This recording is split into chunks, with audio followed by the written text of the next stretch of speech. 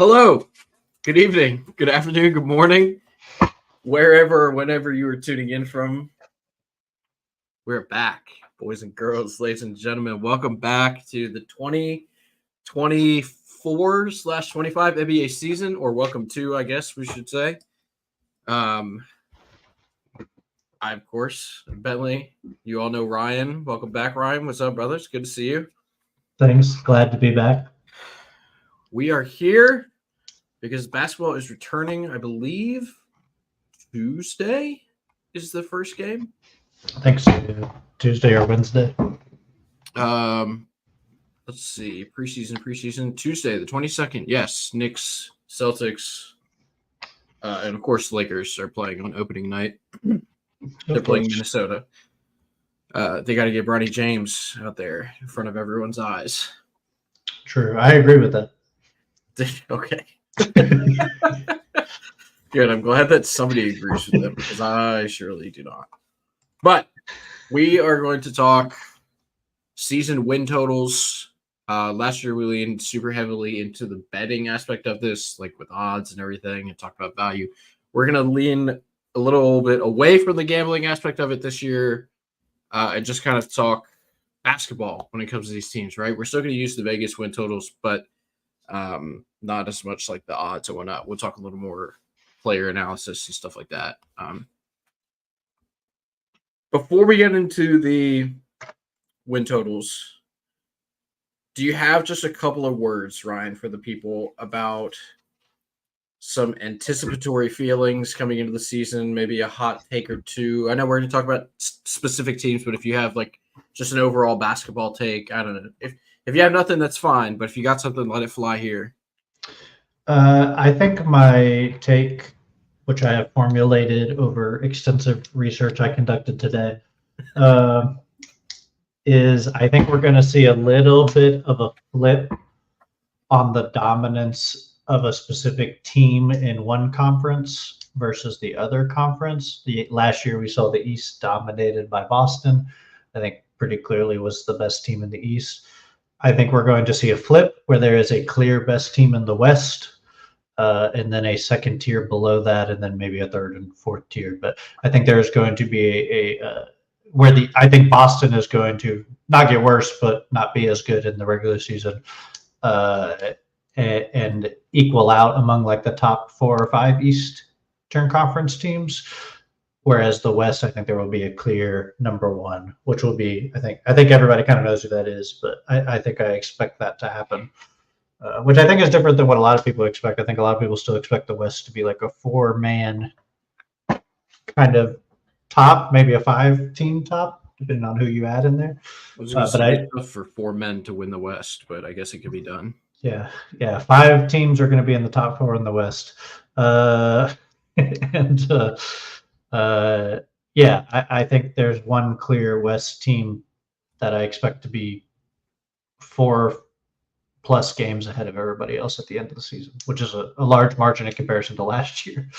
Yeah, for sure. I like that take. I think I agree with it. I know who you're talking about in the West because we, despite your self-disparaging thoughts about research there, have done a little bit of self-scouting prior to coming on the show tonight. But without further ado, let's get into the win totals. We will start with the highest win total coming into the regular season. It is your defending champions, U.S. Olympic basketball team participant, Jason Tatum, and the Boston Celtics sitting at 58.5 wins. Last year, let me pull it up. I had it in front of me. Here we go. Last year, they won 64 games. They're returning much of the same roster. Mm-hmm. They do have to wait for Kristaps Porzingis to get healthy. It largely is the same team coming back. And the three of us, we should mention Gary is not here with us, but I believe he'll be hopping on at some point tonight. He just has life things going on that he has to deal with, adult responsibilities. Can't just talk ball with the boys, but that's okay. We all three have gone under. Ryan one or two words. I know we're going to hit pretty heavily on some of these teams going down the list, but if you have one or two words as to why potentially they could go under, I'd love to hear it. Yeah, I'll be quick. I think it's a depth issue. I think regular season is a big depth game, and I think they're one of the least deep teams in the East. But you could argue their five is as good as anybody. It's just how deep does that talent go? Sure, totally agree. A little bit of a championship hangover, maybe a disease of more for guys when they win titles. Think they can do a little bit more. I could definitely see them winning like 57 games and being like 57 and what would that be 25 and just being very, very good and just not clearing that 58 win. You could tell me they win 60 and I would also believe you, but the the numbers skew towards them winning less.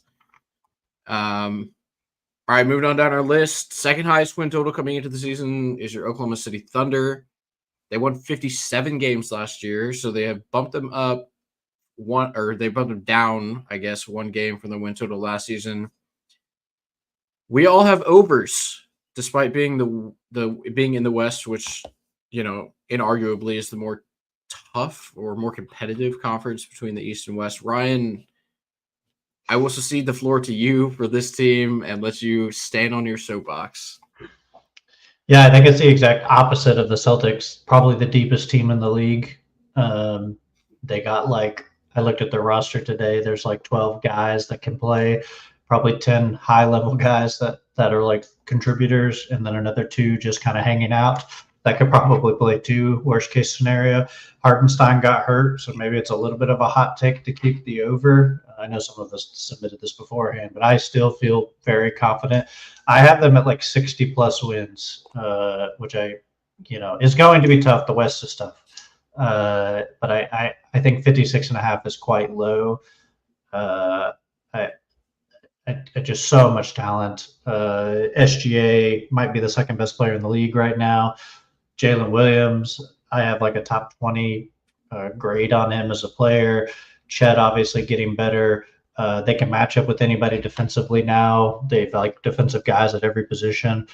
They got offensive guys pretty much at every position. They can mix and match so many different things against every opponent they face. And I think the West will be slightly weaker, which will help them. The West will still be tough, but I think it will not be as tough as it was. I think there will be a push to the middle where some of the top teams from the West last year will push closer to like the 4 seed, like numbers wise. And then the basically 5 through 12 will all push up a little bit in talent, or most of them will. So I think there will be a second tier of a bunch of teams, but I think OKC will be the clear best team in the West. So yeah, I think that's a pretty big over. Hey, welcome, Gary. Welcome. Hey guys, how you guys doing? Bud. Welcome to the 2024-2025 NBA regular season, bud. Yeah, buddy. Ryan was just waxing poetically, seemingly unceasingly, about how the Thunder are going to be the best team in the West. I caught the end of that. Yeah. I kind of agree with him. I think they're going to be the class of the West. They're young. They're not going to be resting players the way that like load management with like maybe the Nugs. I'm not big on what the T-Wolves did this offseason. I don't know that it made them better. I couldn't believe their win total was as high as it is. And I caught the end where Ryan was saying like there's going to be like it's going to be like OKC, and then there'll be like a second tier. It's probably going to be like the Nugs, and maybe the T-Wolves can kind of stay there if Ant's still Superman. And then like everybody else, right after the top 2, maybe 3-4 teams, there might be 4 that kind of separate, but like the rest of the West, I think, is going to be, with a couple of exceptions, at the very, very bottom. I could even see the Spurs like maybe challenging for like the 5 seed, because I think it's just going to be muddled. I just think it's going to be muddled. Like I wouldn't be surprised if San Antonio found enough wins to kind of be there, right? I don't know that I wouldn't say that I'm going to pick San Antonio as the 5 seed. I'm just saying I agree. I think the West is going to be pretty muddled after that very top tier. Yeah, certainly. I agree with both y'all. Ryan talked about them being the deepest roster in the NBA. Mm-hmm. if I could provide a little bit of pushback for that, I looked at I have their roster pulled up right in front of me, and I see one glaring hole in there, and I have the perfect piece to fill that hole. They have a guy named Cormac Ryan on their team. You know, he's a North Carolina guy. He's fucking 36 years old. Why not cut him from your roster? He sucked in college anyways, and just slide in a 7-foot European stud. My boy Pokachevsky will be perfect for this roster here in Oklahoma City. It's the only flaw I see in this roster. You know, He knows the Dagnall kind of system. looks like Poku. Like the chemistry there can be incredible. He knows the system. I mean, Exactly. He probably still has a condo in Oklahoma City. Like, love strips. Well, yeah, that's true. That's true. I think not the best place to live. But yeah, true, very true. Oh, Kevin Durant might have something to say about the best thing to happen to the Thunder, but you know, regardless, we progress. We Go to progress. Seattle. Or Seattle, yeah, that's true. Seattle might have been the best thing to happen to the Oklahoma City Thunder. Yeah. Another team that we are unanimous on, coming in with the third highest win total, is your New York Knickerbockers, who had a very busy offseason, gentlemen. The trade kind of the offseason, I believe, probably caused the biggest waves, at least in sports media and social media. Cat going to the Knicks, Julius Randle and Dante DiVincenzo going to Minnesota. Cat kind of learning to play second fiddle on what he thought was his team in Minnesota, now coming in to play third fiddle, maybe. Like, you know, I don't know. I'll go to Gary, I guess. Give me just a real quick synopsis of why you went under here.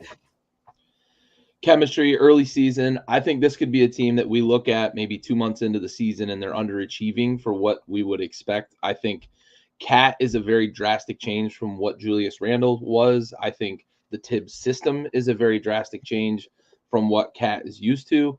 So for me, it's chemistry early in the season, and I think they're going to struggle long enough that they're just not going to be able to win 55 games. I do think they're going to be probably the 2 seed in the East. I think being the second highest win total in the East, I think is fine. I just don't. They're like a 51 win team for me. I think because they're just going to drop enough games early in the year that they're just not going to be able to make up that ground and win 55 games. Sure, I tend to agree. I've heard a lot of discourse about people being worried about Jalen Brunson and his body. They drafted a guy named Tyler Kolek, who I feel with the construction of talent built around what is Jalen Brunson's team, that Tyler Kolek can kind of, if Brunson goes down, Kolek can kind of keep the ship afloat and lean on the guys around him. Brian, do you have separate thoughts? I know you also took the under for this team. Yeah, I thought this line was really close to what I thought. I had like 54 exactly, so it's kind of like I think it's a wash probably on that line. Like if we're talking about betting, but I will say as long as Kolek doesn't have to read anything, it'll be fine. You can read a pick and roll, baby. He can read a defense, but apparently any textbooks are difficult. That's okay. Sorry, I don't know if that's true, but it was a funny rumor in the offseason that he can't read. Well, when you're running the Havoc defense, you don't have to read too much. No, I like this team a lot. I just think the East is better. Everybody below them, I think, is better too. Which it's like, are they 5 games better than last year with the improvement in the rest of the East? I think they're gonna. I said this to you today, Bentley. They're gonna crush the bottom of the East. Yeah, I think defensively, those teams will just be like, Washington's gonna be like, I don't know what to do. Like, I don't understand how you're always in front of me every time I shoot. But I think against your Orlandos and your Indianas, and like they're good. I think early in the season, I agree with Gary. I think they'll struggle a little bit trying to figure out where they fit into that. But I think they'll be their floor is going to be so high that I think they will get a lot of wins against the lower seeded teams. Whereas Boston will probably drop some of those as they did last year because they don't always show up, to be fair. Certainly. But I could see the over very easily. I had them slotted right around 53, 52, maybe like 53 and 29, 50, 52 and 30, somewhere in there. I think case for them to go over, it goes incredible for them. Like everybody just fits perfectly. I think more realistic, we see Cat and OG miss time. And then, like Gary said, and you reiterated, Ryan, the chemistry early on, and they just don't have time to catch up. Mm-hmm. All right, moving onward and downward, coming to our West Coast Conference runners up from last year, the Minnesota Timberwolves, who won 56 games. The number is sitting at 52.5. Ryan, you went over on this team, so I'll let you have first dibs. Give me the case for the over here. Yeah, I think this is the opposite side of the Knicks trade. I think I'm pretty high on what Minnesota got back. I know that a lot of people don't agree. I think it's kind of split on Minnesota's side of it. I think the Dante ad was a big move. I think that's actually kind of the steal of the trade that a lot of people don't consider. I think Minnesota needs a guy that can combo guard and shoot the ball. Like they didn't have a lot of that, and I think it'll be good along with Edwards as like a secondary playmaker.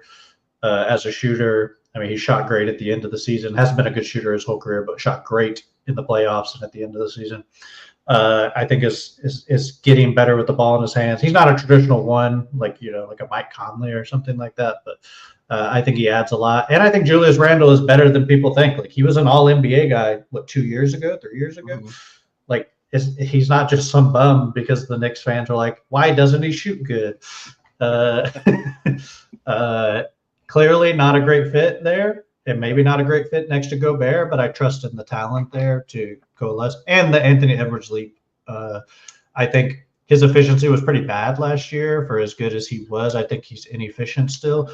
So I expect the natural progression to be he becomes more efficient, and that adds a game or two to their win total just off that efficiency increase. And then I think the trade also probably adds a win or two. So that's kind of where I was with that.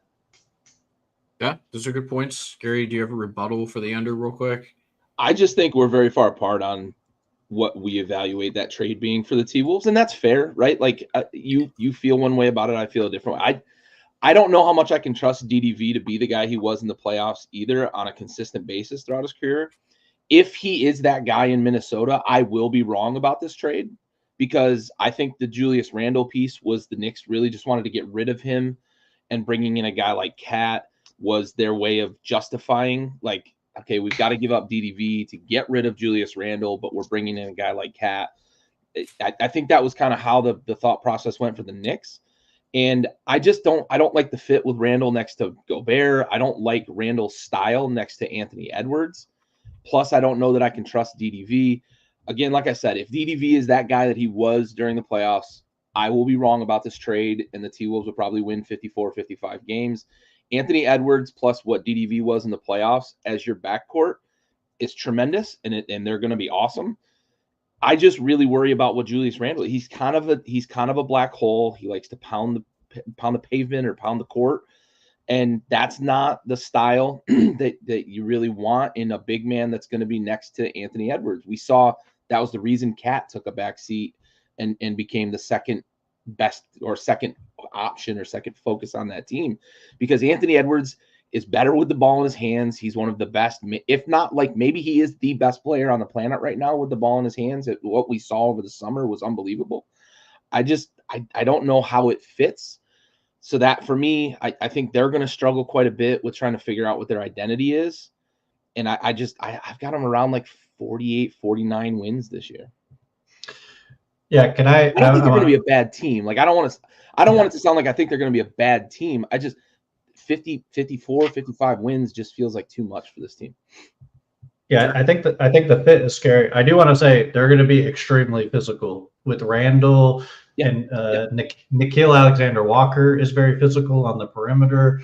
I think Mike Conley, obviously, even though he's old, is still a physical player. Anthony Edwards is obviously very physical. Yeah. Julius Randle, like I said, offensively and defensively puts his body on you. McDaniels, like I said, Gobert. Like this team's going to punish you, and I think that's going to win them some games. Just every position. Like Cat does not do that. Sure. But now you have 5 guys, and like you got to suit up to play Minnesota. Like you have to get in a mindset to play Minnesota physically. And I think that's going to win them some games just off that. That's fair. But I agree the fit could be concerning with Randle and Edwards. I agree with that. I just am more bullish. Yeah, mine was Naz Reid, great 6-man. Love him in spurts, but now we get to see him full time. I assume he's going to probably start for them. If he does not, then it will be the Randall starting position. I'll feel a little bit better, but I feel like at this point in their career, and especially if they want to duplicate the success they had last season, they're going to want to play Naz Reid a little bit more because he was electric in the playoffs and down the stretch when Cat was out. But I'm banking on the under. I'm with Gary. I didn't necessarily love the trade for the Minnesota side, but I could absolutely be wrong, and I'll eat crow on that one. And I have no issue eating the crow because Anthony Edwards is electric. If I'm wrong, I will say I never said this. I'll remind you. Don't worry. I have our Google Doc bookmarked. It's fine. Yeah, I'm fake gonna news. lock edits. Continuing down the list, your one season ago defending champion Denver Nuggets with the best basketball player in the world. Gary, you're the odd man out on this one. You went over. Talk to me, brother. I'm over by the hook. I hate this number because I think it's exactly right. This is either a 51 or a 52 win team. I went 52 because I flipped a coin and it came up heads. This is the perfect number. This feels like one of the few that I looked at and I was like, well, fucking, I'm not betting that this year because Vegas nailed it, and I'm not sweating it out all season. I think this is like a 51 or 52 win team. I went over. I think they can sleepwalk to 50 wins, and this number just felt so perfect. Okay, Gary, question for you. Who will be the third leading scorer on the Denver Nuggets roster? I don't think it matters. I'll be honest. I just don't think it matters. They have a guy that the most heliocentric player that's probably ever played that it's not a negative connotation, right? His gravity is so strong that it doesn't matter. Like I don't care who's the third best scorer on that team. Honestly, I don't. I just think that they are a roster that's built to just go through the motions and win 50 games. Okay, interesting. I don't feel that way. Ryan, Okay. do you obviously you took the under, so you disagree with him. Do you have a couple of quick words as to why you disagree?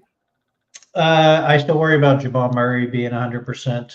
I think that's my biggest concern. It is a big drop. They won 57 games last year, but I do think there's a lot of unproven commodities on this team. Peyton Watson, Julian Strawther, Zeke Naji. Like, are they going to play him as the backup big? He did not look good last year. Maybe Deron Holmes is the backup now, but he's a rookie or a second. Yeah, he's a rookie, I believe. Yeah. PJ Hall. I mean, that guy's super talented, but Christian Brown is still like good, but not great. Like, I don't know how I feel about the surrounding cast. And Michael Porter Jr. is what you know what he is.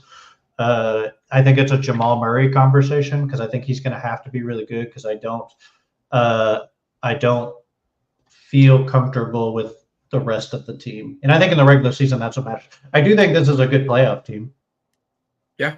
When they go to like an 8-man rotation. Well, Ryan, you make a good point, right? This is a big drop off. 57 wins last year, and Jamal Murray missed extensive time last year, right? A lot of time in the regular season last year. What makes them 5 games or 6 games worse this year to go to the under, right? What about their roster makes them 6 games worse this year? Yeah, it's not just their roster. I feel like the rest of the West is better too, which I think they lose probably 2 or 3 extra games from that. Like San Antonio might beat them, Houston might beat them. Like the Lakers are still tough. Like there's teams that I feel like are as good or better, and I feel like they got slightly worse. Which is like if I take 2 games away from them for being like their role players being worse, and then I take another 2 or 3 games, like I'm getting close to that number already. But if the big if Jamal Murray is okay, I think you smash the over here. But like, I just haven't seen anything to indicate that he is good. They're never gonna take a chance playing him in regular season games that he's iffy either, right? They're always going to err on the side of caution because they need him in the playoffs, and that's what they're always going to err towards. Sure, they added motivation too. Aaron Gordon came out and blatantly said, like, I want to win a title for Russell Westbrook. So Yeah. Yeah, I agree with that. I would like Westbrook to win a title. One of the greatest players of his generation. So my reasoning for the under, longtime listeners to this program will remember one of our first episodes back in when Denver won the title in the playoff run. I talked about Boogie Cousins and how I was such a fan of Boogie Cousins because he was just a stat sheet stuffer.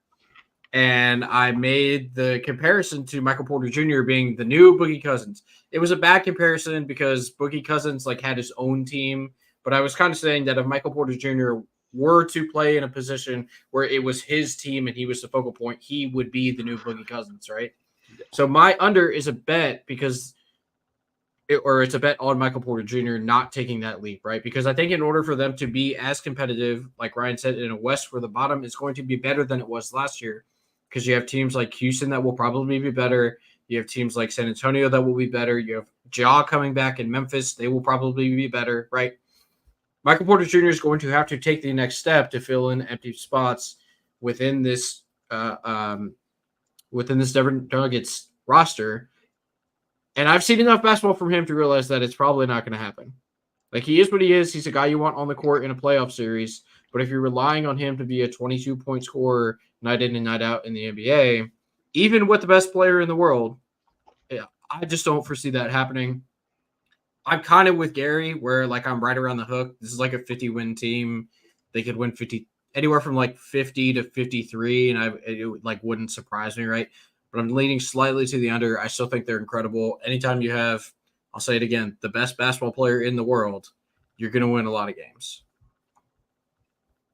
Moving down, we have one of the most divisive teams, although we are all aligned. Not divided here. Not divided here. Well, this is a trio of ball knowers, so it's not shocking. But we're talking about the Philadelphia 76ers, who personally I really love their offseason. I know we didn't do a lot of offseason shows, but I thought they did a phenomenal job bringing in Paul George and Caleb Williams, re-signing Kelly Oubre. Second year under Nick Nurse. I thought they did a phenomenal job, kind of make it break it year for Daryl Morey. He's a guy who makes a lot of splashes and with trades and free agency, but the regular season success has been there. We haven't seen him make super deep playoff runs with his teams. Ryan, let's go to you first for this one. Just real quickly, tell me why you picked the under at 50.5 for Philadelphia 76ers. Yeah, it's a 3-game improvement to get to 50. Paul George probably gives you that, but you have to play to get that. And that's fundamentally the answer. I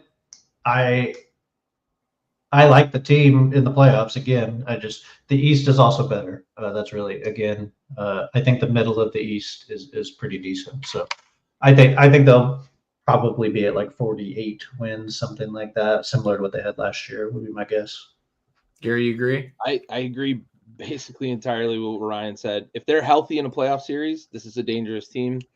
But you got to be healthy, and we already see that Paul George has the hyperextension, the bone bruise, might not play maybe the first week, 2 weeks. We don't know how long he's going to be out. The injury history is tough with Embiid as well. So 48 is probably the number. That's the number I had for Philly on my sheet. So I agree with Ryan. Almost across the board. Good job, bud. Yeah, 100%. Thank you. Like you mentioned, Gary, Paul George already injured. Joel Embiid came out and said he's not playing back-to-backs, but tough. Hey, Dad. Nice to see you too. Thornburg. Yeah, that's right down the street, man. Yeah, he's down at he's got a campsite down that way. Is he down at the Raceway? Right across the road. Nice, dude. Right up the street. What's up? Yeah, Welcome to Virginia, man. Okay, we're moving on. Bucks 50.5. Last year they were the 3 seed, 149 games. Ryan is counting on them being better than they were last year. What do you got to say for yourself, idiot? Wow. Okay. This comes down to, and I've been a big criticism of the Bucks. I think the last 2 years, I think they're really old, which concerns me. But I think their offense is going to be significantly better this year as long as they get the buy-in. And it looks like in preseason they're getting the buy-in from both Dame and Giannis, which as long as those guys have a competent offense and Chris Middleton plays a decent amount, I feel like this team is better. I feel like it is a top 4 team in the East. Potentially the 3rd best team like they were last year. I think I have one other team in the same ballpark, but I just feel better. I think they underperformed last year, and I think with Chris Middleton hopefully playing a little bit more, they'll get a couple extra wins, and they'll beat up on the Wizards and the Pistons and everybody else. All right, Gary, you were on the opposite side along with me. Give me just real quick why you're on the under. Yeah, all of the things that Ryan said he needs to happen for the over are the things that I expect to he needs to not have happen for the over are the things I expect to happen. This team is very old, bad injury history. I think Giannis is going to miss a couple of weeks to a month. I think Lillard's probably going to miss a couple of weeks to a month at some point. And Chris Middleton might miss 40 games. That to me is just, I don't think they're going to be better than they were last year, and they won 49 last year, so I couldn't give them an improvement. Probably a 46-49 win team, just because of the talent that is on the roster. They don't need all 3 of their guys healthy to win games, especially against the bottom of the East. But I don't see an improvement from this team in terms of, I just worry about the health. That's the big thing. Yep. I agree. Health is a big issue for them. All of their best players are 29 years or older, going into at least year 9. I think Giannis is going into year 9. 29-year-old, his body's like 40. So yeah, they also are coached by Doc Rivers, so never forget. They did add Gary Trent Jr., which I think offensively will be a good. I think defensively will be a concern, but they rely on their bigs to do everything and Giannis to clean it up anyways. So it's not really a big thing. Next to Dame, I do worry about that backcourt guarding anybody. But if it evens out offensively, I'm not like super worried about it. You don't think MarJon Beauchamp can lock in on defense this year, Ryan? I like MarJon Beauchamp. I know you do. I've liked MarJon Beauchamp since he was in community college. You might be the only one left on Beauchamp Island, buddy. No, there's some guys in Milwaukee that are. Okay. Moving now to a team that is, I would say, very near and dear to Ryan's heart because he's a Texan, but not quite. I'll say they're near and dear to my heart because Luka Doncic is probably my favorite player in the league right now. Second favorite player. We'll get to my favorite player here in a little bit. 49.5 for the runner-ups to the NBA championship last year. West Conference champions, Dallas Mavericks. We all are on the over. Last year they won 50 games, so we're betting on them to be a half game better than they were, or I guess to hold pat to where they were last year. Very quick, dirty reasoning why you took the over here. 50-51 win team. I think they're going to be right where they were last year. I loved what I saw down the stretch in terms of there's a lot of cohesion with that roster. And they kept it together pretty much. I think Lively's going to be healthier this year. I think that's going to be a big help. They're going to be good defensively. They're going to rebound the ball well. And Luka Doncic is the 3rd best player on the planet. He's phenomenal. And Kyrie, it seems like he's found a place where he's embraced and he's embracing. So like I said, I like the chemistry with that team. I think they keep it going this year. And 50-51 wins feels right. Yeah, you have different feelings, Ryan, or you agree with you're also on the over here? Yeah, generally agree. Offense got better, defense got worse, but I think it's enough of an offset to be a game or two better. And I will say Kyrie was great last year. And if he plays like that all year next year, I expect to leave. But yeah, Quentin Grimes I think is a good ad. Klay Thompson's a good ad.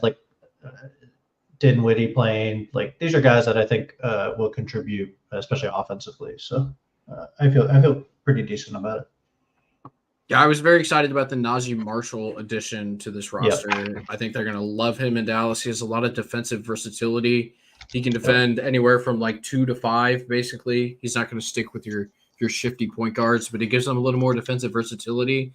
Another like a full offseason and now a full season with Daniel Gafford, who's one of the most efficient players in the NBA, catching lobs from Kyrie and Luka. I think their offense is going to hum next year. They might struggle a little bit with like guard heavy rotations on defense, but 52 wins probably somewhere I think there. With Gafford and Lively being the rotation at the 4 and 5, I think they'll be okay because they're athletic enough on the perimeter that they'll be able to play those guard heavy. I think they're going to be okay defensively. I don't know that I agree with the assessment that they got worse necessarily defensively. I think at certain positions, certainly, like Klay Thompson is not the eraser he once was, but I just think having Gafford and Lively a full season with them, I think it's going to be a big help, and I don't know that we're going to see a big drop off defensively. Sure. I'm not worried about the interior defense. Sure, but I think that helps on the perimeter, right? When you know you've got those. Sure, you can overcommit, but I don't know. There's some guys who are getting the long in the tooth that I do worry about. You're not wrong. They could be very good off ball defensively. Like this could be a team that has a lot of steals, but they're not great in like ISO defense. Sure. When you get Kyrie or more specifically Klay out on the wing by themselves. Yeah, I worry they're not that big either, which is a little bit of a concern for me. Sure. All right, let's keep this rolling. We're down. Now we're talking about a team that is very near and dear to one person on this podcast heart, and we're talking about Gary's father, of course, the resident Cleveland Cavaliers fan. Cleveland finished 4th in the East last year, winning 48 games. They have stuck them right at 48.5. We, once again, just like the Mavs, are all on the over. I don't remember who I went to first last time, so I'm going to go to Ryan first this time. Tell me why you're on the over for Cleveland. Just make it real quick because we're all on the same side. Yep, the Evan Mobley leap I expect, which I've expected for 3 years now, and 2 years. And the East, again, coalescing towards the middle a little bit, I think will benefit them to some extent because they're already there. I think they'll be slightly better because of the pulling down of the top and the raising up of the bottom a little bit. So, sure, Gary, what do you think? Same thing with Evan Mobley. I think we're probably going to, mostly because I think last year they were very unlucky with health. So I think kind of regressing toward the mean when it comes to like health issues with them. I think it's going to help because you're going to have Garland maybe more games. You're going to have Donovan Mitchell potentially playing kind of his average 50, 60 games. But Evan Mobley having reps on the court, I think is going to be a big difference maker for them. So for me, it's kind of, I'm banking on a regression to the mean when it comes to injuries. And I think this roster is talented enough to win probably 50 games. Yeah, I had them right around that 50 number as well. 50, 51, somewhere in there. When I asked Ryan for just like a quick reason as to why he went with the over, I figured his answer would immediately be JT Thor. I do love JT Thor. That's kind of where I was expecting him to go, but he didn't do that. But Gary, you make the curveball. Yeah, right. You make a good point about the health bet, Gary. They were pretty unlucky. Darius Garland broke like his orbital bone, and he missed a bunch of time, and it wasn't the same after that happened. So it was not great for them. But that's an injury that doesn't happen very often. So and he's a pretty integral part of that offense. Yep. Also, new coach Kenny Atkinson this year. Yeah, they only had 2 starters play 70 games or more last year, which is. And it was Max Strus and Jared Allen, probably not the 2 year. Well, Jared Allen's 2 year one, but yeah, probably like 3rd on the list, maybe. Jared Allen, if Ryan does get his Evan Mobley bump, Jared Allen, valuable trade piece. Sure, if it makes more sense to go at the 5 with them. Yeah, because I mean Isaac Okoro is in there now too, versatile defender. He can make some things happen. Can I get any love from either of the two of you for an Emoni Bates jump this year? One of the most highly touted recruits coming out of high school, kind of underperformed at Memphis and then had to transfer to Michigan State, I think it was. Eastern Michigan, anybody biting on Emoni Bates?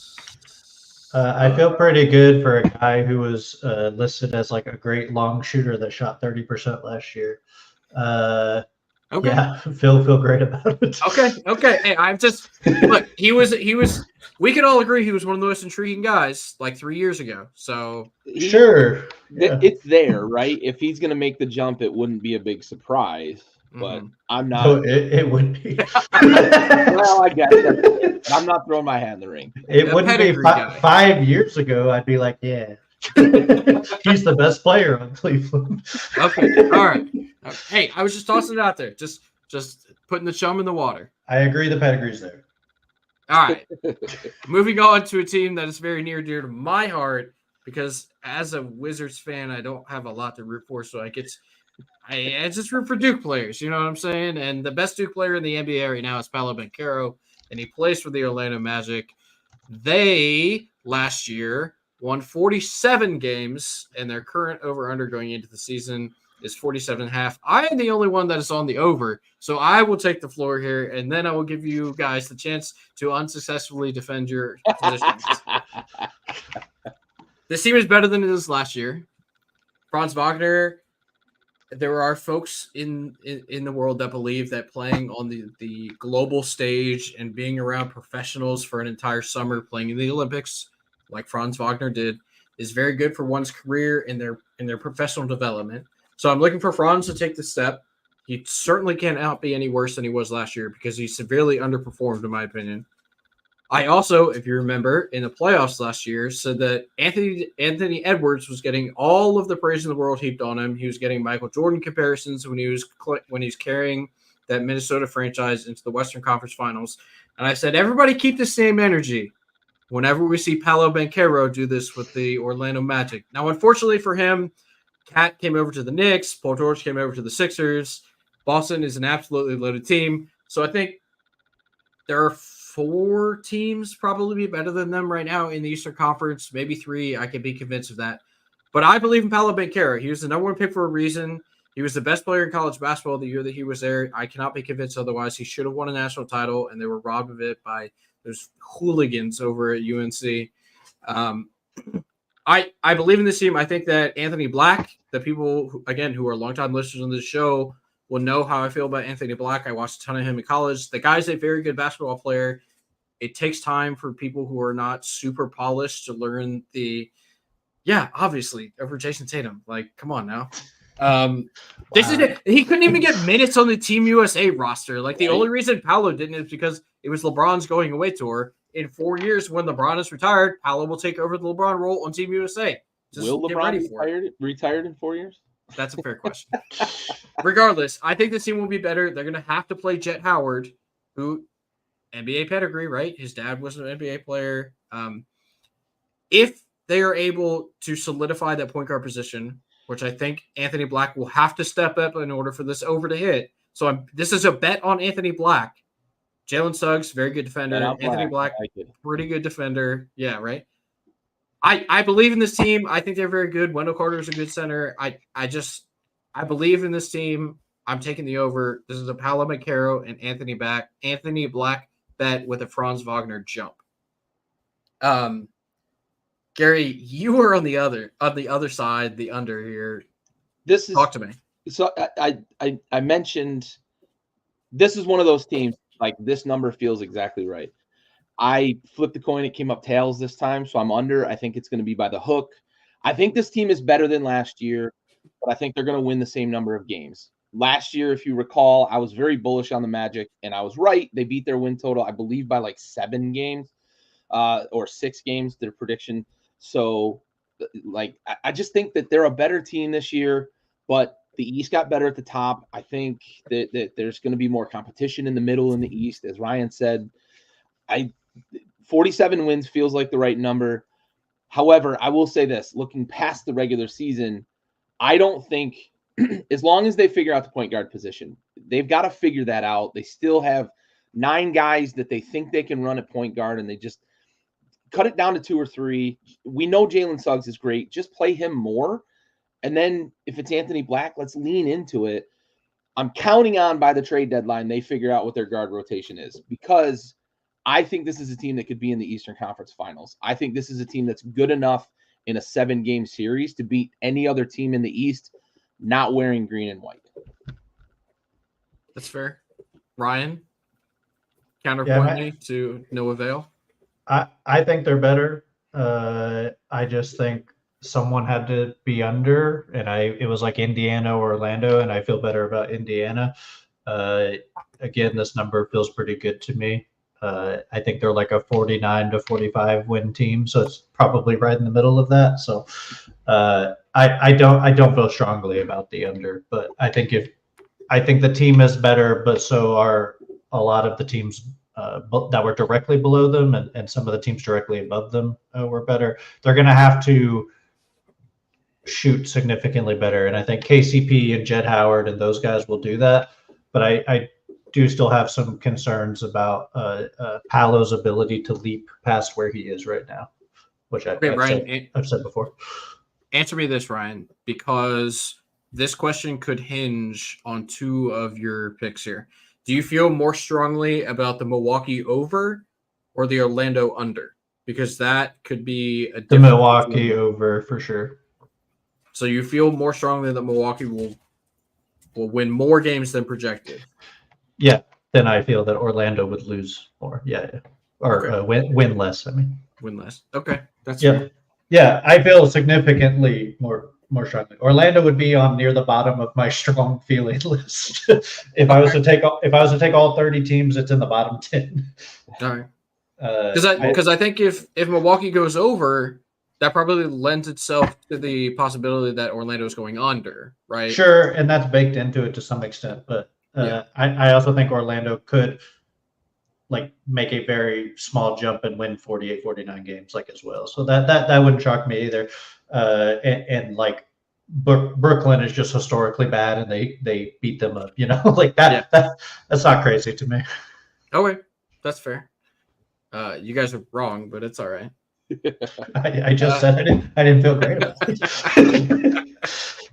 Okay, now to one of the more confusing teams in the NBA, the Memphis Grizzlies, who last year won, where are they at? I got to scroll all the way down here.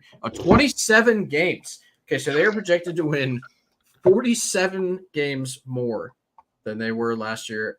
We are all on the under, and I assume it's because this team is very confusing. But Gary, please tell me why you were on the under here. I don't know what the fuck this starting five looks like. That's my big thing is are they really going to start Edey and Triple J next to each other in this offense? Are we really going to start Marcus Smart and Ja Morant and Triple J and Edey and then plug and play at the three? I don't know what this starting lineup looks like. Bane, you guys know how I feel about Desmond Bane, but I don't know what the rest of this roster looks like. I don't know. If you're starting Marcus Smart at the two, Ja Morant and Desmond Bane all together, that feels like a very discombobulated starting rotation. And then I don't know how Edey and Jaren Jackson Jr. fit next to each other. I just don't get it. This feels like a 35 win team to me. I don't see them winning 40. I don't really see them as a playoff contender. They might be a play-in team. 47 is an unbelievable leap of faith that Ja Morant's not going to be on Instagram fucking shooting himself in the foot this year. I just don't know what this Memphis team has to offer that put this number at 47.5. I just don't. Realistically, do I think they're going to win 35 games? Probably not. If they're healthy, they'll probably win 42, right? But this could fall to pieces very, very quickly. It's a roster that I think is on a razor's edge, and Ja Morant's play style does not lead me to believe that he's going to play 75 games this year, which is the number one reason why I think Vegas would put this number at 47.5 is they expect Ja Morant to be back, and they expect Ja Morant to be 2022 Ja Morant. I don't think it's going to be. And the rest of that roster just doesn't give me any warm fuzzies. I'm hammering. If I had a mortgage bet, this is the mortgage bet. Under on the Grizzlies because this roster is not good. I did cash an under bet on them last year. Ja Morant helped me out by getting hurt, and then, like you said, Gary shooting himself in the foot. Ryan, you and I talked extensively today about this team, specifically one player. Okay, all right. I just told you the best player was Paolo Banchero. How are you going to say Mason Plumlee? Honestly, Miles Plumlee was better than Mason. So, like, you're just wrong there. Cody Zeller, honorary Duke player, probably better than all of them. He's just big, lanky, and white, so we claim him at Duke, you know? That's fair. Yeah. Ryan, would you like to disclose to our viewers and listenership tonight the conversation that we had earlier, specifically revolving around, I believe he is the favorite to win Rookie of the Year, Zach Edey, and then tell me why you're on the under as well. Yeah, I think Zach Edey is really interesting. I think he's going to be better than people expect. I think people overthought him quite a bit in the draft. We talked about I think we all did a little bit, like the concern of like, I can't play a post guy. You know, I do think Jaren Jackson Jr. on the weak side will help him defensively. I think their perimeter defense will be good. I'm not concerned about Zach Edey at all. Really, I feel pretty good about Zach Edey. I think he'll figure it out. Like, he's good enough that he will. I am concerned what the shooting on this team looks like, and also, like, especially in the starting lineup outside of Bane. And we talked about that. And then I'm also concerned about the depth. If anything happens, For the there's some. Yeah, I do like Vince Williams Jr., a guy I really like out of VCU here in my hometown. I think he's really good. Luke Kennard is there, Jake LaRavia. There's like guys I think can play, but a lot of improvement. Vince Williams and Brandon Clark are really, and Santi Aldama are probably the only guys I feel good about. But the front court rotation, if healthy, is solid. It's just everywhere else, it's kind of a mixed bag. The variability on this team is way too high for me. This could be a 50-win team if like everything somehow works out. It could also be a really bad team. I think their plus minus win total, if you were to be like, if you were doing statistics, what's the differential here? I think it's like plus minus 12. It's like a crazy high number, which means there's a 24 range variability, which is insane to think about. But I honestly feel that way, and it could hinge on like two moves. Yeah. And Ja being a big piece of that, obviously. Yep. Yeah, I have a couple issues with this team, right? Most glaringly is that Armando Bacot is listed on the roster for this team. I knew you were going to say that. That guy misses practice to go film commercials. Like, what are we doing here? Get him. That man does not deserve to be in the NBA. Go back to Chapel Hill and get on staff with Hubert Davis, bud, because you're the only player I know that beats Duke twice in a year. But regardless, my favorite thing about this team is that they currently have the tallest and the shortest NBA players also like on the roster at the same time. So that's pretty cool. That's very fun. But I agree, like with Ryan, this team probably has the most variability, in my opinion. A tier. All right, dude, relax. This guy, it's like he doesn't even listen to me when I talk to him. What are we doing, bud? Mike Leach would be disappointed. Probably my favorite player on this team is Desmond Bane. I just don't understand. Like, I can't. They have an incredible coach in Taylor Jenkins. I am just having a very difficult time seeing this team like through a clear lens. I don't know what it looks like. They clearly are going to play Zach Edey.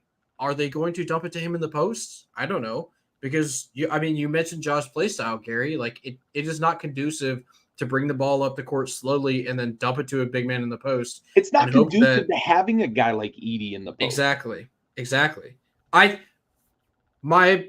So if I were to guess, right, like going into the playoff, what is their best lineup? You're looking at Ja, Bane, Smart, GG Jackson, who's currently injured, and then Triple J. Like that seems like the most just go cohesive small. Lineup. Yeah, just go small. And that's not even small. Like GG Jackson is 6'9". Like he can score. You know, like you're playing him and Jaren Jackson.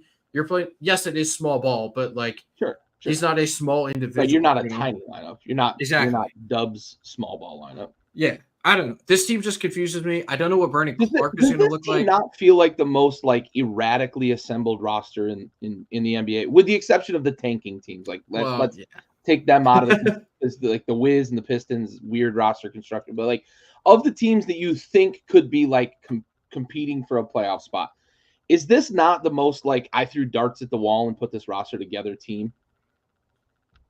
There's no fucking cohesion to what they put together. I would argue that the Pels maybe a little That's more. what they might be. The Yeah, Pelicans Yeah, might be. maybe the It's- Pels. Okay, maybe the Pels. Yeah. I mean, I agree. It's very strange just looking at it from top to bottom, but we're all on the same side here, so obviously take the over. Not as much the Pelicans' fault, to be fair. The Memphis kind of traded into a lot of these things. Like some of it was drafted, Right. but they did smart trade into deal. some of this. Whereas a lot of New Orleans was drafting over time, outside of Brandon Ingram, but that was forever ago. All right, moving down our list. Once we get outside of what we kind of deem competitors will pick this up, I would imagine. We're looking at the Suns. We are all in the over here. They bring in 2 guards. They bring in a new coach, Mike Budenholzer, who loves to shoot 3-pointers. Last year, they won 49 games, just barely escaped the play-in tournament. They're currently I lost it. It is on my screen somewhere. They are currently at 47.5. We're all in the over. So Ryan, you go ahead and go first if you're ready. Just give me real quick what you think, why you have the over here. Yeah, I think playing together will probably get them over. I think the team is better, and as long as they play, they'll be fine. I mean, that's I actually have them as a top 4 seed, and potentially even passing the T-Wolves if everything goes right. Or not the T-Wolves, the Nuggets. I'm sorry, the Nuggets if everything goes right. Having them as like a 3 seed, probably capping out. So I think they're a legit contender. I also think it could blow up if one of them gets injured. So like literally blow it up, like trade everybody, where like everybody becomes disgruntled very quickly. Sure. But as currently constructed, I feel pretty good about that. And I hate to say that because the Rockets have their picks in the future. So I'd love for them to kind of not do well. But my non-biased mind thinks they will be fine. Blow it up. Yeah, exactly. Gary, also on the over. What do you think? What do you got, real quick for me? I like Bud. I think it was a great hire. I think he fits the style of the roster they've constructed there in Phoenix very well. I think he does well with personalities and superstars. I think he got a bad rap in Milwaukee because Giannis wanted to win 2 or 3 titles in a row. I think Bud was a big reason why they won that title that they did win in Milwaukee. And I think health and just being able to play together is going to be a big factor for this team. I think just talent-wise, if they get 60 games out of each of their big 3, they're going to win a ton. Yeah, I agree. I agree with Ryan. I think they could be the 3 seed, but I do have them going by the T-Wolves. I think the T-Wolves are the team that I'd bring down, not the Nugs. But we already talked about that. Yeah, I also have this team slotted as a top 4 seed. I don't necessarily have an order that I love. I like Oklahoma City 1. Below them, Everybody else. like kind of. I think this is one of the 4 best teams in the West. This is a team, they have Ty Washington on their team, who was a guard I really like coming out of Kentucky. I know they brought in Monty Morris and Tyus Jones. Obviously, Tyus Jones near and dear to my heart. But if there was a place for Ty Washington to kind of thrive here, I think that this might be the spot for him. He's got all the talent in the world around him. There will be no pressure on him, only just to like run the offense. And I thought that he was going to be really good coming out of Kentucky. So I would like to see him do well there, just, selfishly. but as well, like you said, Gary, big fan of the coach. Yeah. Continuing down our list here, we are now down to the Indiana Pacers. Last year, they were the 5 seed. 1, 2, 3, 4. They were the 6 seed and won 47 games. Same record as the Orlando Magic. Interesting that the Magic have a 1-game advantage here in the over-under totals, but they're at 46.5. They're in Indiana. We are all on the over. Once again, I forgot where I went last time, so I'm going to go to Ryan. Tell me why you're on the over. I think I went to Ryan first last time, but whatever. Ryan, go ahead and tell me what's up. Why are you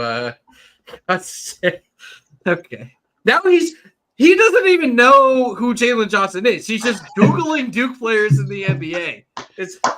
If you could tell me he Googled it, but I was going to say, if you could tell me when Jalen Johnson played at Duke, I will give you credit. I know. Who was the second best player of the Jalen Johnson team at Duke? I know because we talked about it the other day. Maybe that's where you heard it. Bernie Carey Jr., by the way. So. Jalen Johnson is also A tier Duke player. currently Yes. in the NBA. So Indiana, really quick. I had to pick kind of between Orlando or Indiana. I feel more confident about Indiana. I also think I expect a Jarris Walker slight increase. I expect Benedict Mathurin to be pretty good this year. And then Andrew Nimhard in his limited playing time, I think will be decent. So I just feel better around the fringes. And obviously Halliburton being healthy is a big part of that as well. Yeah, classic there.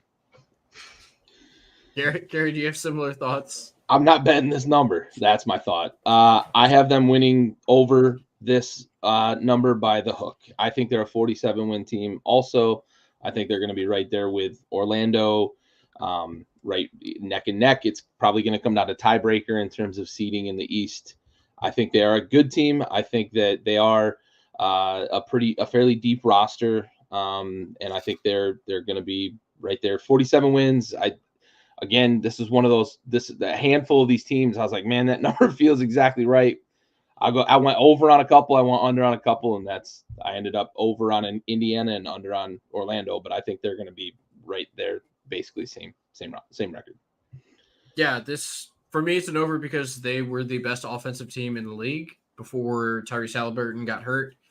They weren't the same afterwards. This was the team that should have pushed Boston in the playoffs, but they blew 2 games. That could have been easily a 6-game series. Yep. As limited as they were. I think their offense is going to be absolutely phenomenal going into the year. We saw I'm going to get the names confused. Andrew Nembhard is the one who stepped up in the playoffs and played extremely well against Boston. It was just a matter of time before Ryan brought up a Houston player. I can't believe he would bring college basketball into such an NBA-centric podcast. Truly unbelievable. I don't know who would do that. But I tend to agree. I like Jarris Walker. I think he's going to be a pretty good player for them. A full offseason, a full training camp with Pascal Siakam playing in that system, that Rick Carlisle offense. I love this team. I would hammer the over for them. They could honestly win 50 games, and it wouldn't necessarily shock me. Ryan has mentioned it many times. This is going to be a team that beats up on the bottom of the East. They're going to blow some teams out. I can assure you of that. Last year, Gary, hammering overs. Yes. Just bet the over on Indiana games, and just continue to count your dollars because they hit 11 of the first 12 games they played last year at the over, and I believe it was like 60 over the course of the season hit the over. So just hammer that over. They don't play defense. They don't want to play defense. If they need could, to. all 5 guys would stand at the other end of the court and just tell them, bring the ball back with you. Yep. Yeah. I was going to bring up the Wizards overs that we hit for the first 11 games. Too. Yeah. I mean, just go figure. Yeah. Teams that don't play defense, right? Crazy, right? All right. Continuing to move on.